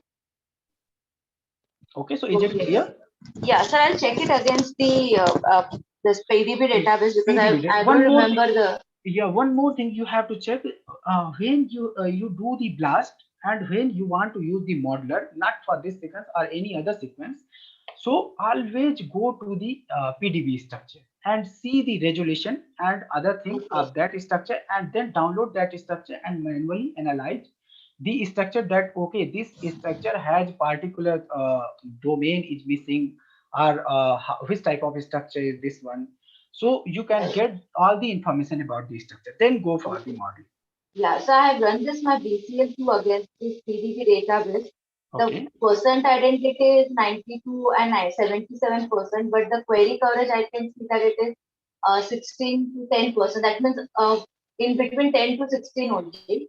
Yeah. Therefore, I was unable to get this templates for my query. Yeah, so that is the reason, because see, means you are drawing a sketch, you want to draw a sketch, but if I will show you only the nose of that person, and I will tell you that, okay, draw a sketch of that particular person.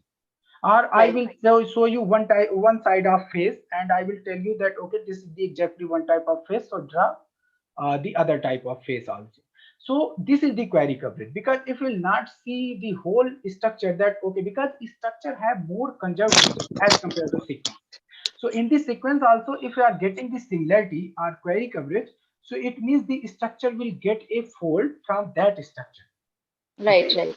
Yeah.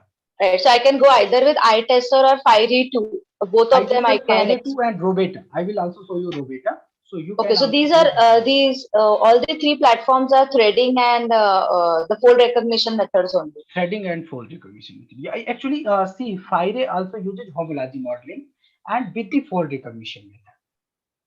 So okay, so sir, in that modeling, case, what it do in the homology modeling, what it do, it align your structure with the target structure. But if it is not getting the good template, so it will go for the threading and that evolution method.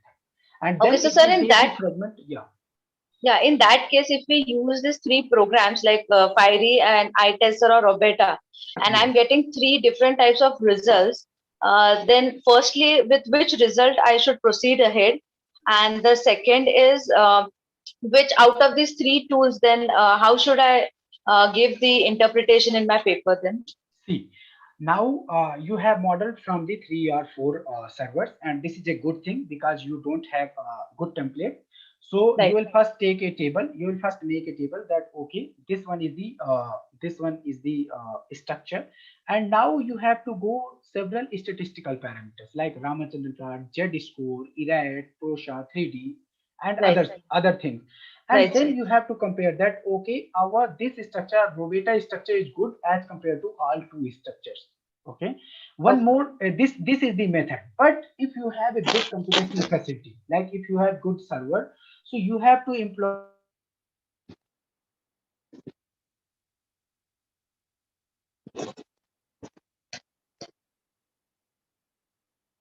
Hello.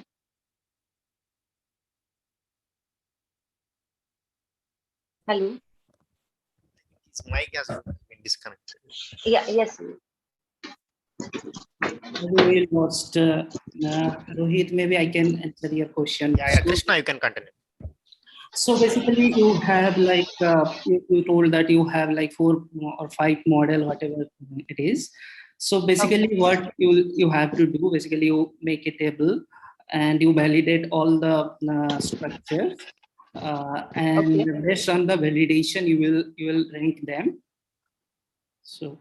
Okay, that means against I'll use the validation servers and I will check all my models, and then I'll do a comparative study and I'll find it out by which tool I'm getting a better results. Yes. Yes. And that table itself I can produce into my paper stating that why I have used this particular. Actually, I will not suggest to do that. What I will do, because you said that there is no template and this model cannot be trusted. Yeah, this model cannot be trusted. So what I will do, I will basically do the multi-template modeling out of these 4 or 5 model you generated using the modeler, so that I can improve the structure.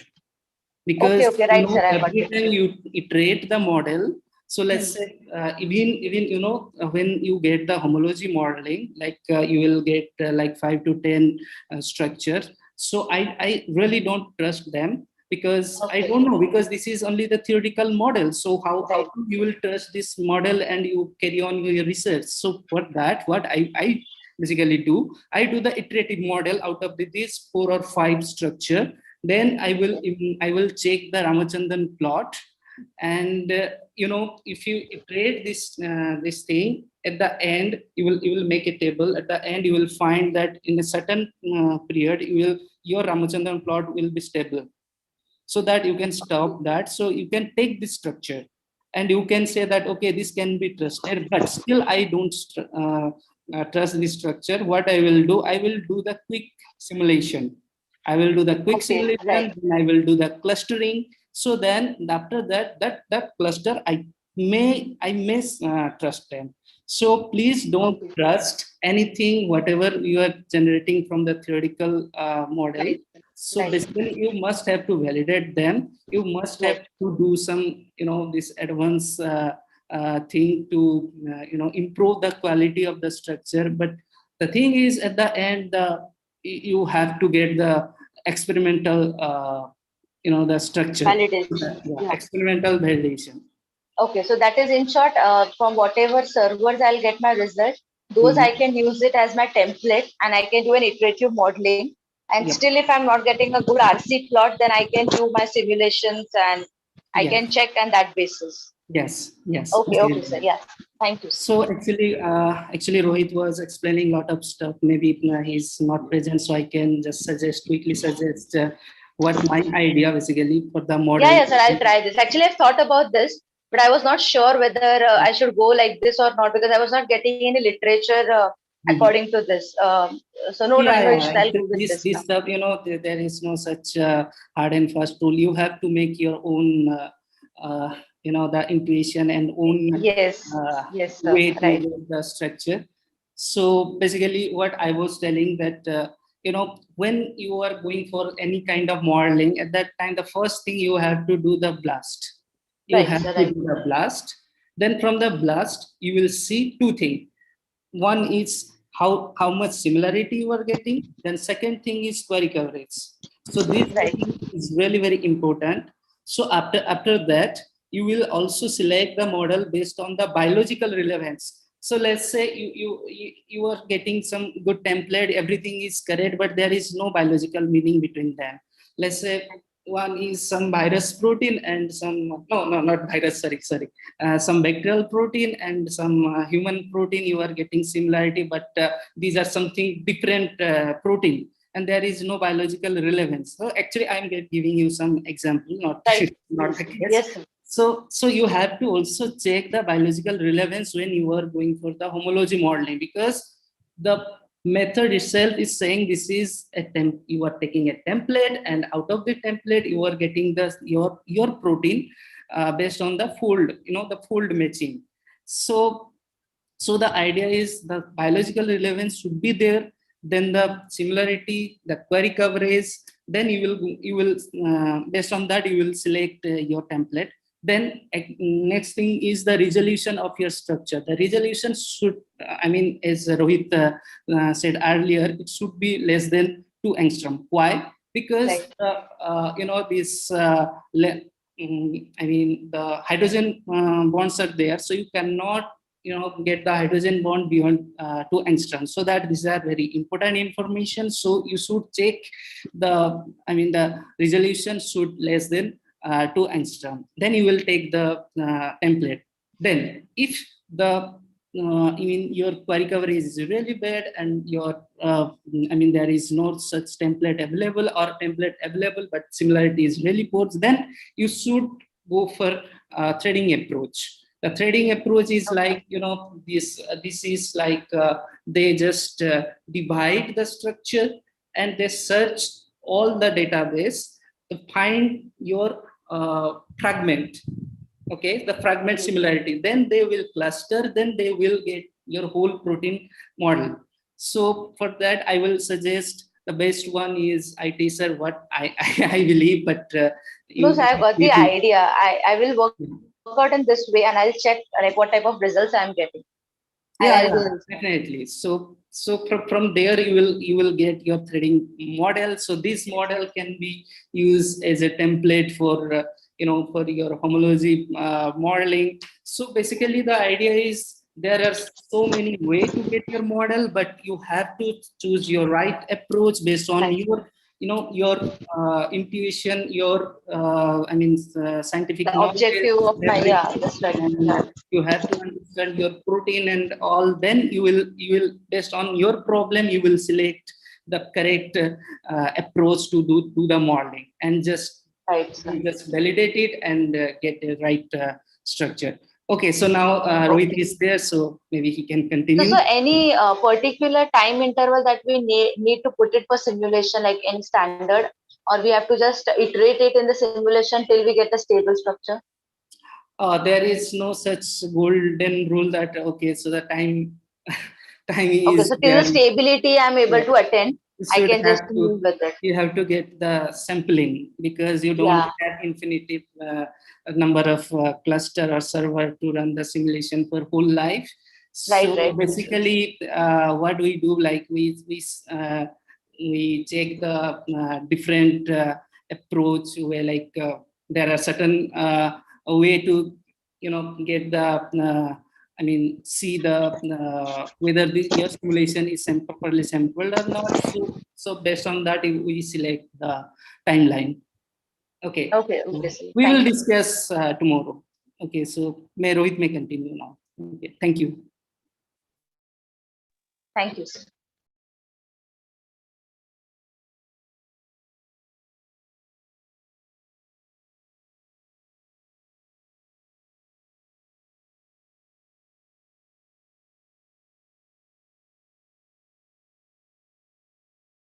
Rohit, we can't hear you. Maybe you can unmute your Zoom application so we can hear you.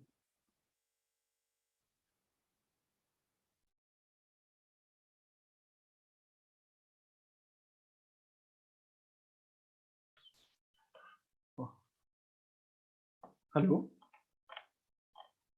Oh, you can hear. We can hear you now. Okay, you may continue. And sorry for the interruption. Actually, some network issue was there, and thank you, Krishna, for handling that things. Okay. And so we were in the homology modeling. Am I audible? Yes, sir, you are. Okay, thank you. So we were in the homology modeling, and we were in the we have seen iTESA, and we have seen Swiss model and other servers. Now I will show you the Robeta. Okay, Robeta is also a server. So here you have to go on here, and then in the structure prediction, you have to firstly register in this server, and then in the structure prediction, you have to click on submit. Okay.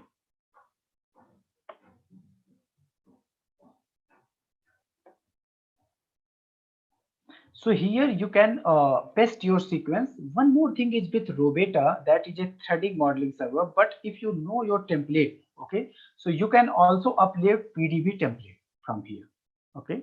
Or if the template is available in the PDB, so you can enter the PDB plus chain ID, okay. So like here you can paste your template, paste your sequence, and here you can type your target name, like Fasciolaga identica, sequence is this one.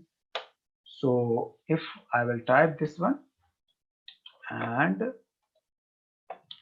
if I will click on here, so you can see here that it is just taking the raw sequence, and then I have to click on submit. Okay. You can also explore some other open constraints panel, and open fragments panel, and then you have to just submit by using this robotic things and this one, and then you will get a model by using the Robeta. Okay, so as Krishna said that this is not a thing that okay, you will get the model and you will proceed for such things. You have to validate all these things. Okay, so you are getting the model from 3 or 4 servers, and then you can do the iterative modeling, or you can do the multi-template modeling. That is also a very good and novel approach. Okay, and then you can proceed for the further.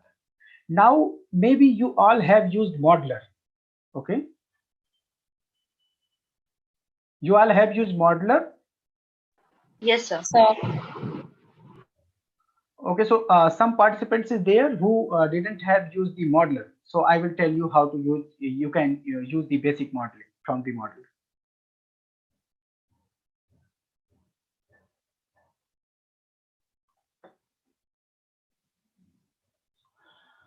Okay, so if you all know about the modeler, so we don't have need to demonstrate the things.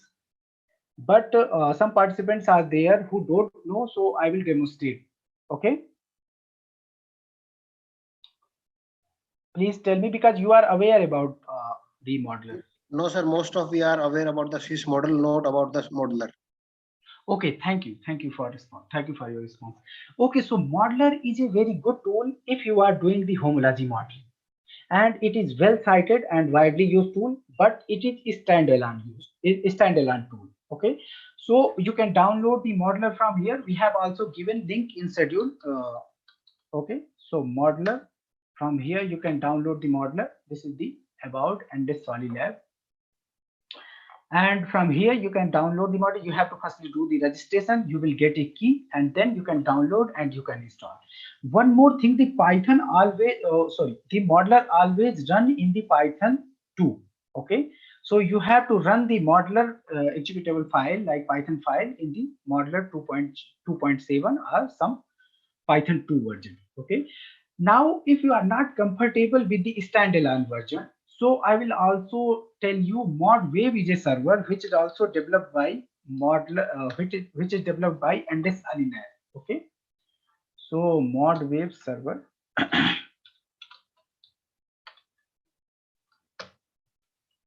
So this one is a server which is developed by same lab, and it is using the modeler. Okay, so here you have to give the modeler license key. Here you can get the here you can give the sequence, protein sequence, and then you can click on the calculate models. Okay, so it will also give the result like ModWave.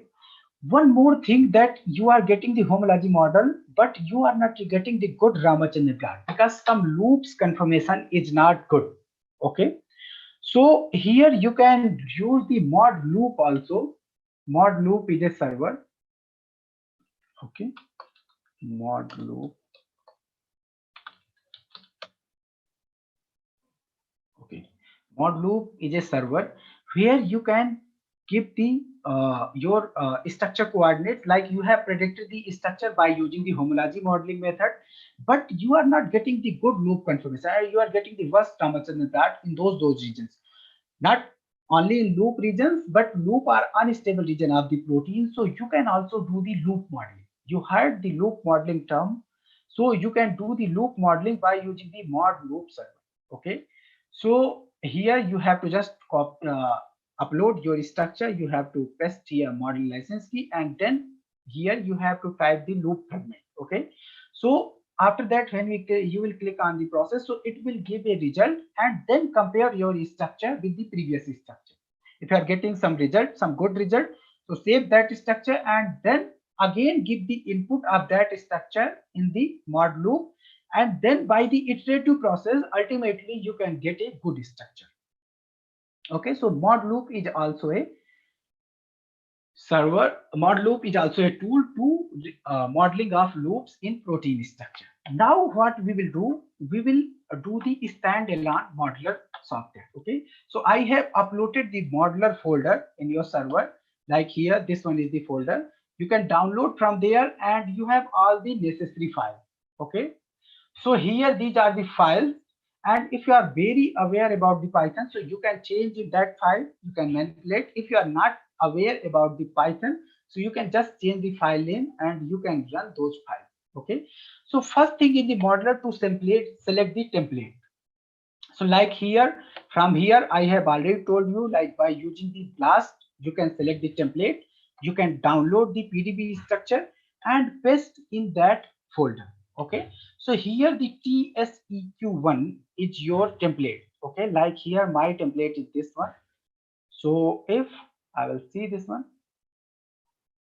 Okay, so here you can see 6F7H is the PDB ID, and here you can just paste your structure and then rename your structure as the TSUEQ1.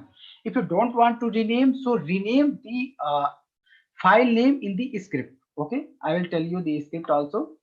Then you the modeler takes the sequence in the PIR format, not in FASTA format. Okay, so if I will click if I will open that sequence, so here you can see that this is the PIR file format. Okay, one star is there, and this is the greater than sign, and this one is the sign. Okay, so here you have to paste your sequence. If you are not aware about the Python programming, you have to just paste your sequence and then save that file from here, and here you have to change your file, like delete this one and then use tseq1 as your target file, okay, as your pdb file which you have downloaded from the protein data bank. Like here I have selected that, okay, this one is the best template because this has 1.70 angstrom resolution and these all are predicted by the NMR. Okay, so if the X-ray crystal structure has some less identity also, so you can select that structure for your modeling purpose. Okay, so now what I will do here, I will open the Python. So here you can see the Python 3.8 is there and Python this one 2.7 is there. Okay, so when I will click on here, you can install the Python. We have already given the link from there. Okay, no need to do the master in Python. Okay, if you are master in Python, so that's good. You can do the iterative modeling. You can also change. But if you're not aware about the Python or any other language, so you can also use that tool. Okay, so when I will go on file, I will open this file from here. Okay, from desktop, from workshop, and from modeler. I will open script 1. Okay, so in the script 1, this one is the first statement, like, okay, modeler is a class, so modeler is a package. So from the package modeler, import all the classes. Okay, import star means import all the classes. Now this one is the code which is written. So it is the method ALN, because we have import all the classes. So this is a class and this is a method malign, and we can give here tseq1 and all our 4 channels. Okay, so it is just because why I have changed the name here tseq1, because here the name tseq1 is written. Okay, so you can change the name also, like here one PDB ID is 2Q3A, so you can change 2Q3A. Okay, and it will take the A chain by default. If you want to take B chain, so you can write here B chain also. Okay, so you have to explore these all things, and now you will click on run. Okay, run module, and when you will click on run module, so it will take the 4 structures and then it will generate a profile file, okay, of all these 4 structures.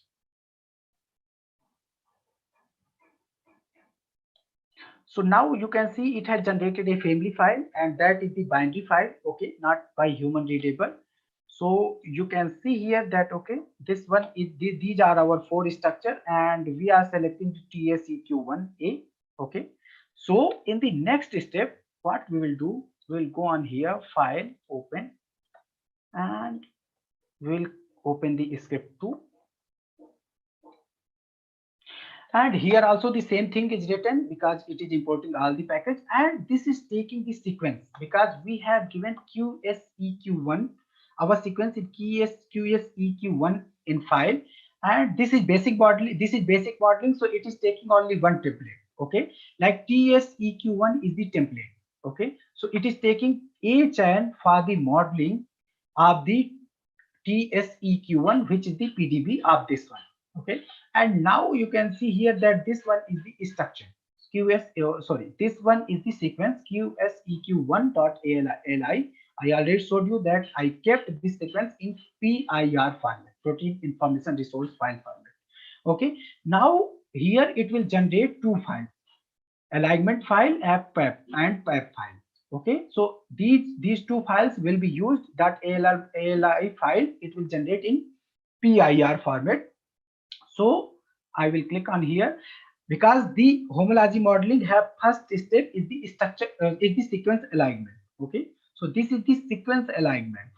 So by using the script, we are doing the sequence alignment. Okay, so now here the step is completed, and here you can see different type of parameters which we have already seen in the PDB blast, because we have already seen that, okay, this much is the identity.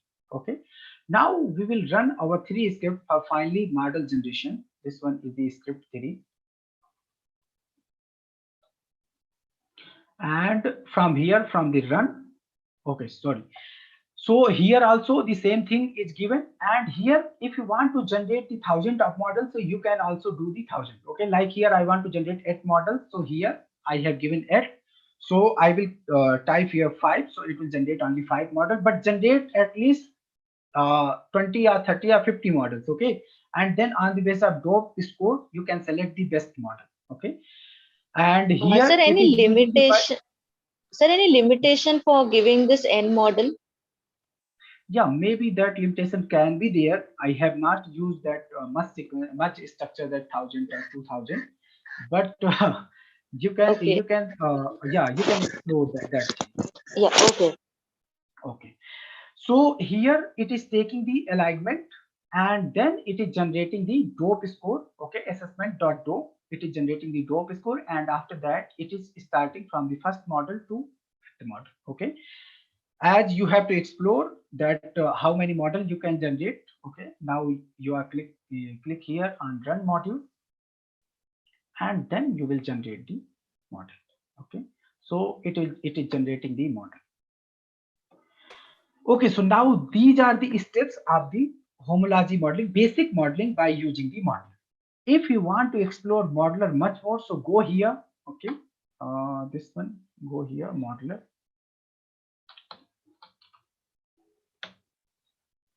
Go in the authenticated site of modeler, and then from here modeler new download and installation, and from here, from the document, from the tutorials, you can find many things. Like this one is the basic modeling, this one is the advanced modeling, where you can use multiple templates, ligands and loop. And what is the ligands here? The cofactors, because some structure have cofactors. Okay, so you have to use cofactor also if you are modeling the structure. So if you are doing the basic modeling, so you can dock that cofactor. But if you are doing the advanced modeling, so you can copy the cofactor information from the template structure. Okay, this one is the iterative modeling. Okay, and this one is the difficult modeling and modeling with cryo-EM. Okay, so these are the various type of things by which you can model. Okay, so this one is the modeler 10.0, and maybe I am using modeler 9 or something. So here if you click on basic modeling, so you can see here that okay, zip format is given.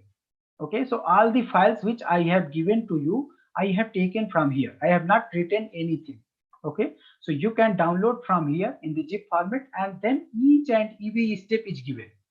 So you can select all the steps, you can read all the steps, and then you can learn many things from here. Okay, one more thing I want to tell you, that no one can teach the complete bioinformatics to you.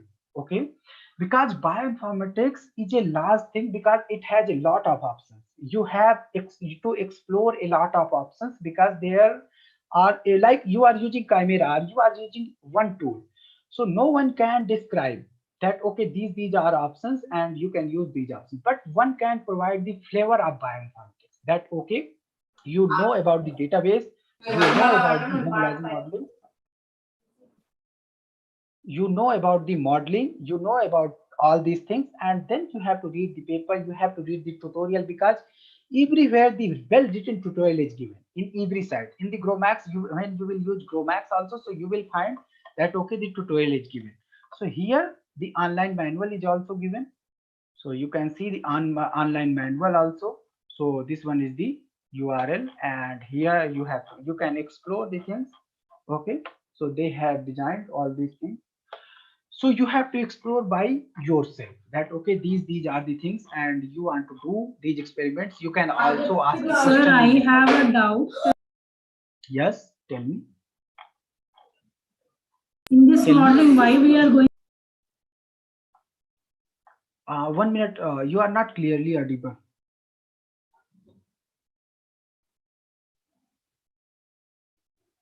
Am I audible to you, or I cannot hear you? Yes, sir, you are audible, but she is not audible. Okay. Sir, why we are going for Python script here, sir? Okay, we are doing the modeler, we are doing the standalone tool. See, there are two type of tools in the bioinformatics or anywhere. One is the web server, which are designed with the API that, okay, you have one API. Like here, if I will open FireArray 2. So you are getting a ATP, you are getting a API by using this one, okay? This by using this HTML address, this hyperlink address, okay? And you will just paste sequence here, and then you will click on FireArray search, and in the background a script is running, which have all the instructions. Like, okay, firstly do the alignment, take the alignment from there, and then do the modeling. After that, do the loop modeling. After that, do the iterative modeling and loop refinement. And after that, do the energy minimization and do all these things. So they have a script in background, and after that, when the job is finished, they have a automation. Okay, they have a automatic process when the job is finished. So that server will mail you that, okay, this one is your result. You can analyze that result. But we cannot control the process. We cannot control the alignment.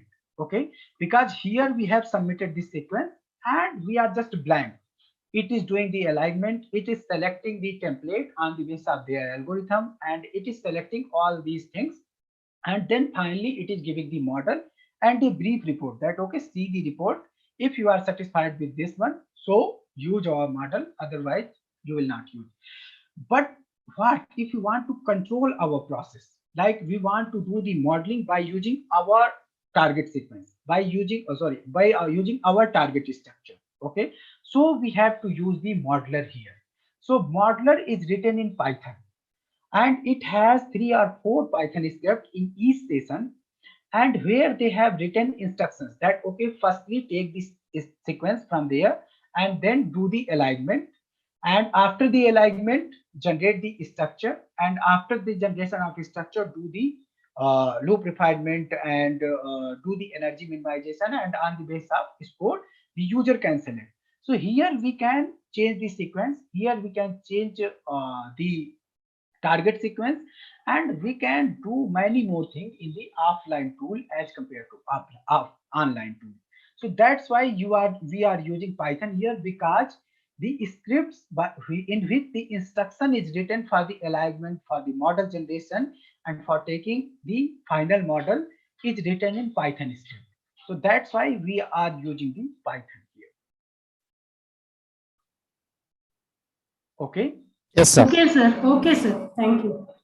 Okay. So now here the model is generated. I have only generated the 5 model, but for in the research purpose you can generate multiple model, as I don't know what is the limitation of the model generation. So on the basis of dope score, you can select a best model. Like here 5 model is given. Not on the way. This is just a demonstration purpose. That's why I am telling the dope score. We had already a large discussion that how you can select a best model. But out of the thousands or out of the 10 or 50 models, on the basis of dope score, you can select a best model. Okay. So here the dope score is -86, -9. Okay. So for QSEQ1 model, the dope score is good. So here we can see the model, and we will just close this one, and then we will also open that our template.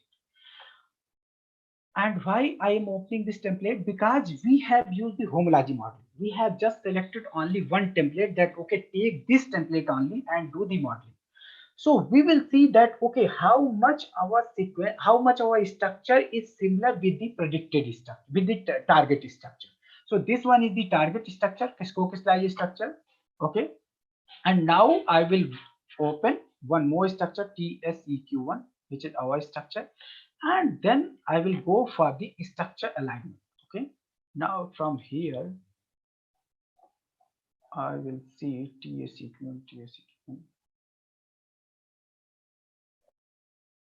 So can you just repeat the step? What have you done?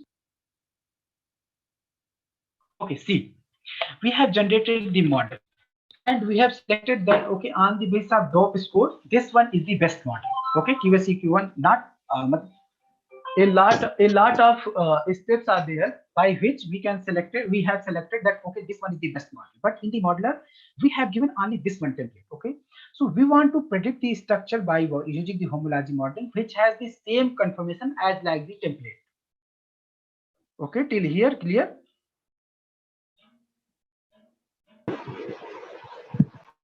Hello. Yes, sir. Okay. Yes, it's So clear. so we want to predict the structure which have the same conformation as like the template. So we can we can analyze that thing by using the structure alignment. Okay, structure alignment, because till that we did the sequence alignment. So I will open this template structure. Okay, and then I will delete all the other chains because we have selected only A chains. So here I will delete all the chains, and then I will do the structure mod, and then I will do the structure comparison analysis. And if the RMSB is less than 2 angstrom, so we can see that okay, our model is good. And because we have selected a template carefully, okay, this has 1.7 angstrom, less than 1.2 angstrom resolution. Okay, so here also I made one mistake. Okay, see, firstly we have opened our template and we have used a chain, so I deleted all these remaining chains from here and from here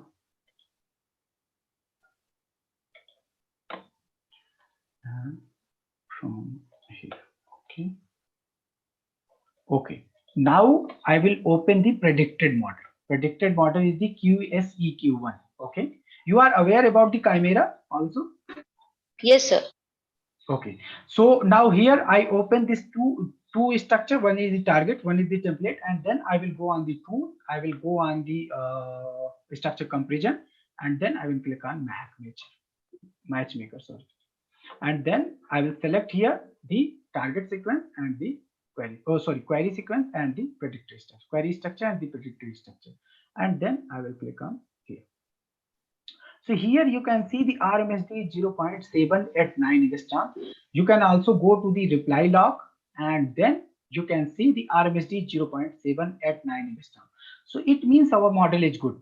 If we will apply the Ramachandran plot, or if we will apply other parameters also here, so it will show like the crystal structure parameters. Now here if you'll see, so all parts are well aligned and it has predicted a good structure. Okay. So here you can see that okay, this loop confirmation is different as compared to the target structure. Okay, this loop confirmation. So you can do the loop modeling, but firstly do the analysis of Ramachandran plot, and after that you can do the loop modeling also to get the exact confirmation of the loop by using the mod wave server. Okay, mod loop server. Sorry. So this is the thing by which you can analyze your structure, you can model your structure. So RMSD that we select is 2, na? 0.7 at 9 angstrom is here. It should be less than 2 angstrom. Yeah, it should be less than 2 angstrom.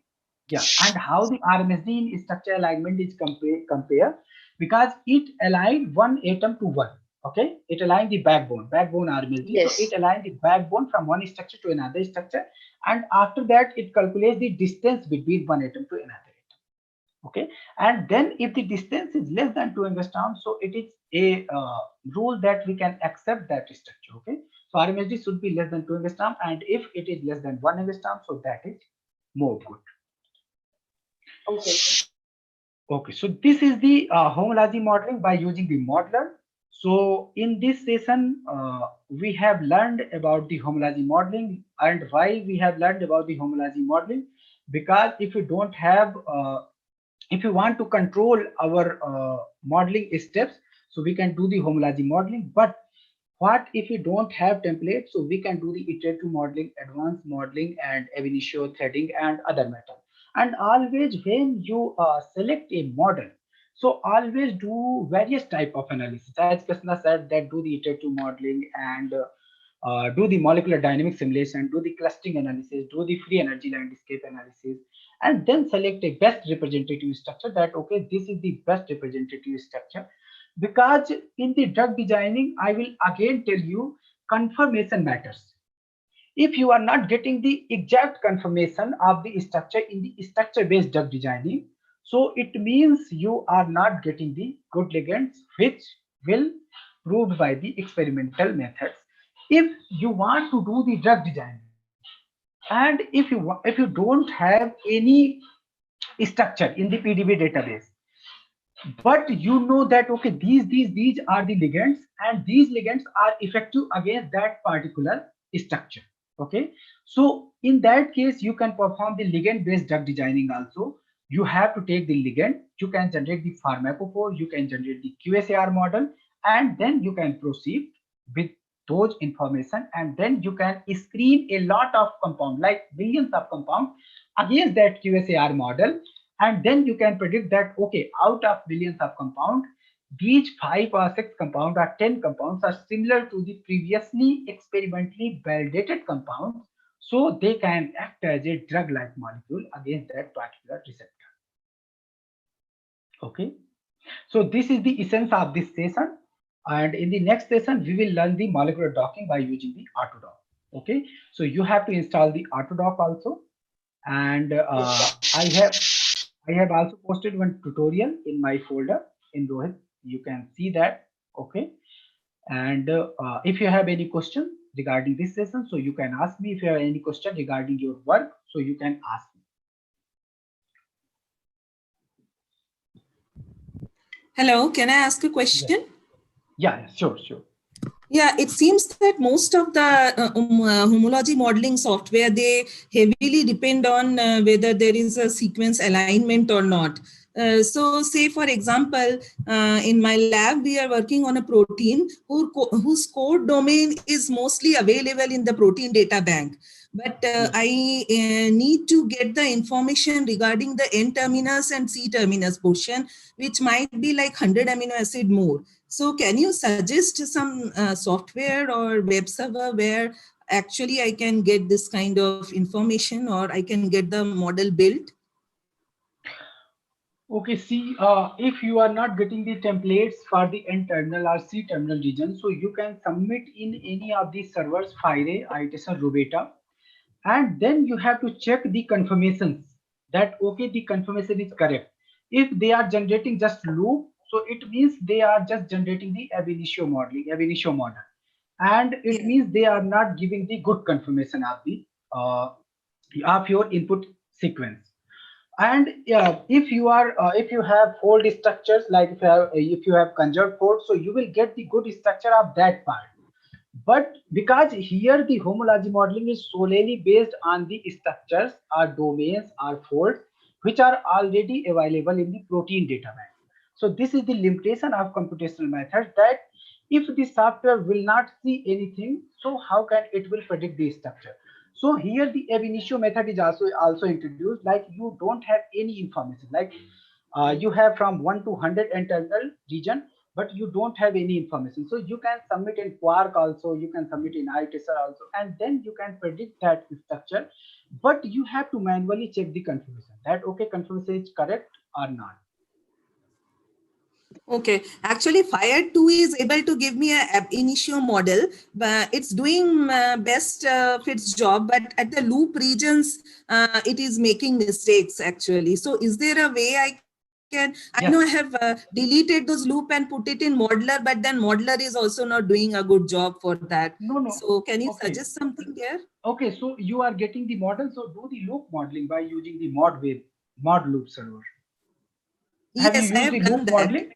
Yeah, okay, but that's also not helping. And so you have to run the molecular dynamics simulation. Okay. In the molecular dynamics simulation, you will get the confirmation of that loop, because after that, when you will do the secondary structure analysis of a long molecular dynamics simulation, a quick molecular dynamics simulation, so you will see that after 29 seconds, the structures are disappearing and new structures is coming. So if you are getting the good structure, like you know that, okay, some regions are there, some alpha helix is there, some beta sheets is there. So if you are getting that type of confirmation, because it will generate thousands of confirmation, so on the basis of that confirmation, you can select a best structure from there. So another example for me, that Fire 2 was able to give me a ab initio model and everything looked fine. But when I checked for the Ramchandran plot, there were like few residues which were not in allowed region, or there were some problem with that. So how I can fix those issues? Actually, see, you have to do the energy minimization by using Chimera, and one more thing, one more software, many software are there. You can do the energy minimization of the whole structure, but if the energy minimization also you are not getting the structure, so the molecular dynamic simulation is the last option in my knowledge. Actually, you did the Okay. energy minimization of the structure. Yes, I did, but it was getting more worse.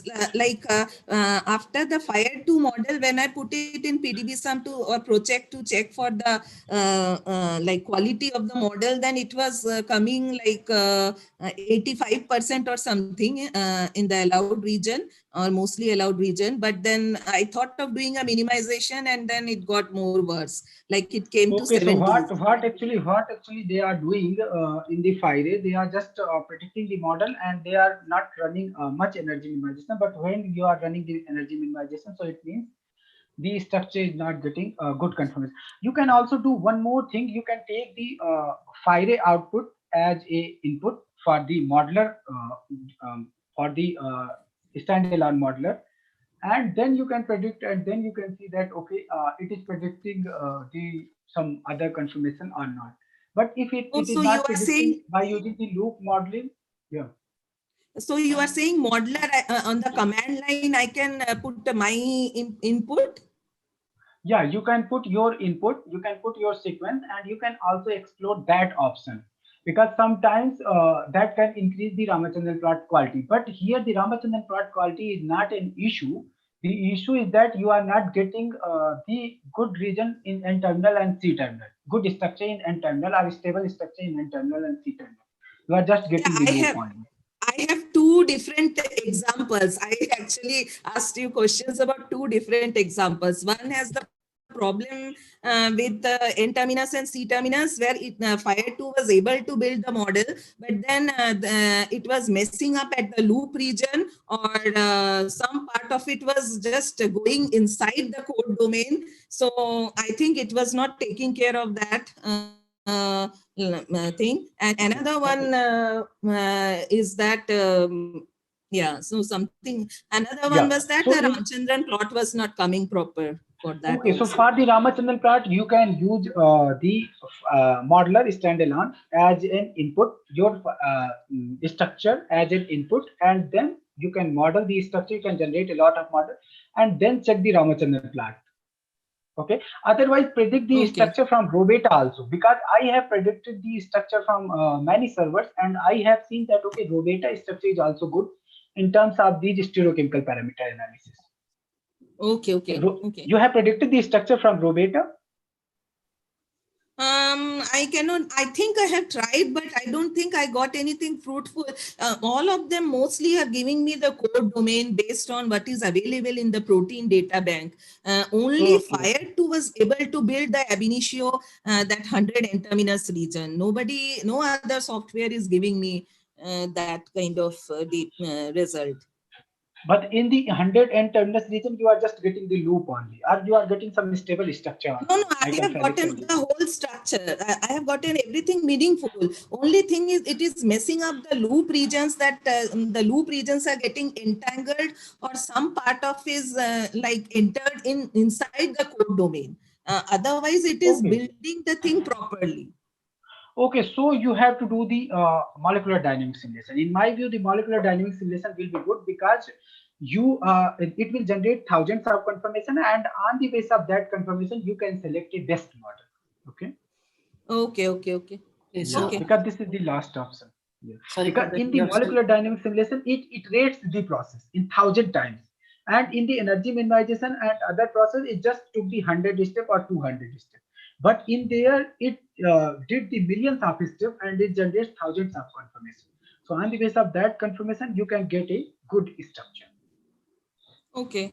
So I just want to add something to this problem. So basically, this protein, the N-terminal part are more flexible. So basically, when you will go for the modeling, you never got a very good structure. So what you should do, like you just generate the model from any server or whatever. So you generated like from Fire2, okay, that's fine. But you have some problem with the loop region. So the first thing you should predict the secondary structure information from any server, so that you will have that, okay, this 100 amino acid region, you have the secondary structure information. So let's say this loop, you know the loop region is from where to where. So you should not predict the Ramachandran plot that time. So basically what you should do like you should run a molecular dynamic simulation, it's Rohit told you. Then after that you will generate lot of confirmations, so just cluster them. So the cluster, then you will cluster based on like there are several methods for the clustering, like RMSD base or k-mean or whatever. So from there you will have some ensemble of your structure. Then if you have some experimental experimental things, so just predict the go for the CD spectra. And if you get the CD spectra from anywhere, so that compare your CD spectra with from the CD spectra you will generate from the MD simulation, from that trajectory also you can predict the CD spectra. So just compare them, and from CD also you will get the secondary structure information, so that you can build your model more correct way. So these are the some way you can improve your structure. Okay. Yeah. Yes. I think there are a lot of trial and errors I need to do. Yes, So exactly. yeah, thank you so much for all the input. Thank you. Thank you, ma'am. I think it's been 1 o'clock, and again we have to meet by 3 o'clock. Can you close the session now? Yeah. Rohit. Yeah. We'll allow the participants to install the Autodoc and get ready by 3 o'clock for the next session. And again, if any specific questions are there, we can address it afternoon session also. Okay. Okay. Thank you all. Thank you. We again meet by 3 o'clock. I'll be sharing the Zoom link. This is the recurring link. You will have to join through the same link. Krishna, okay? Okay. Thank you. Thank you so much.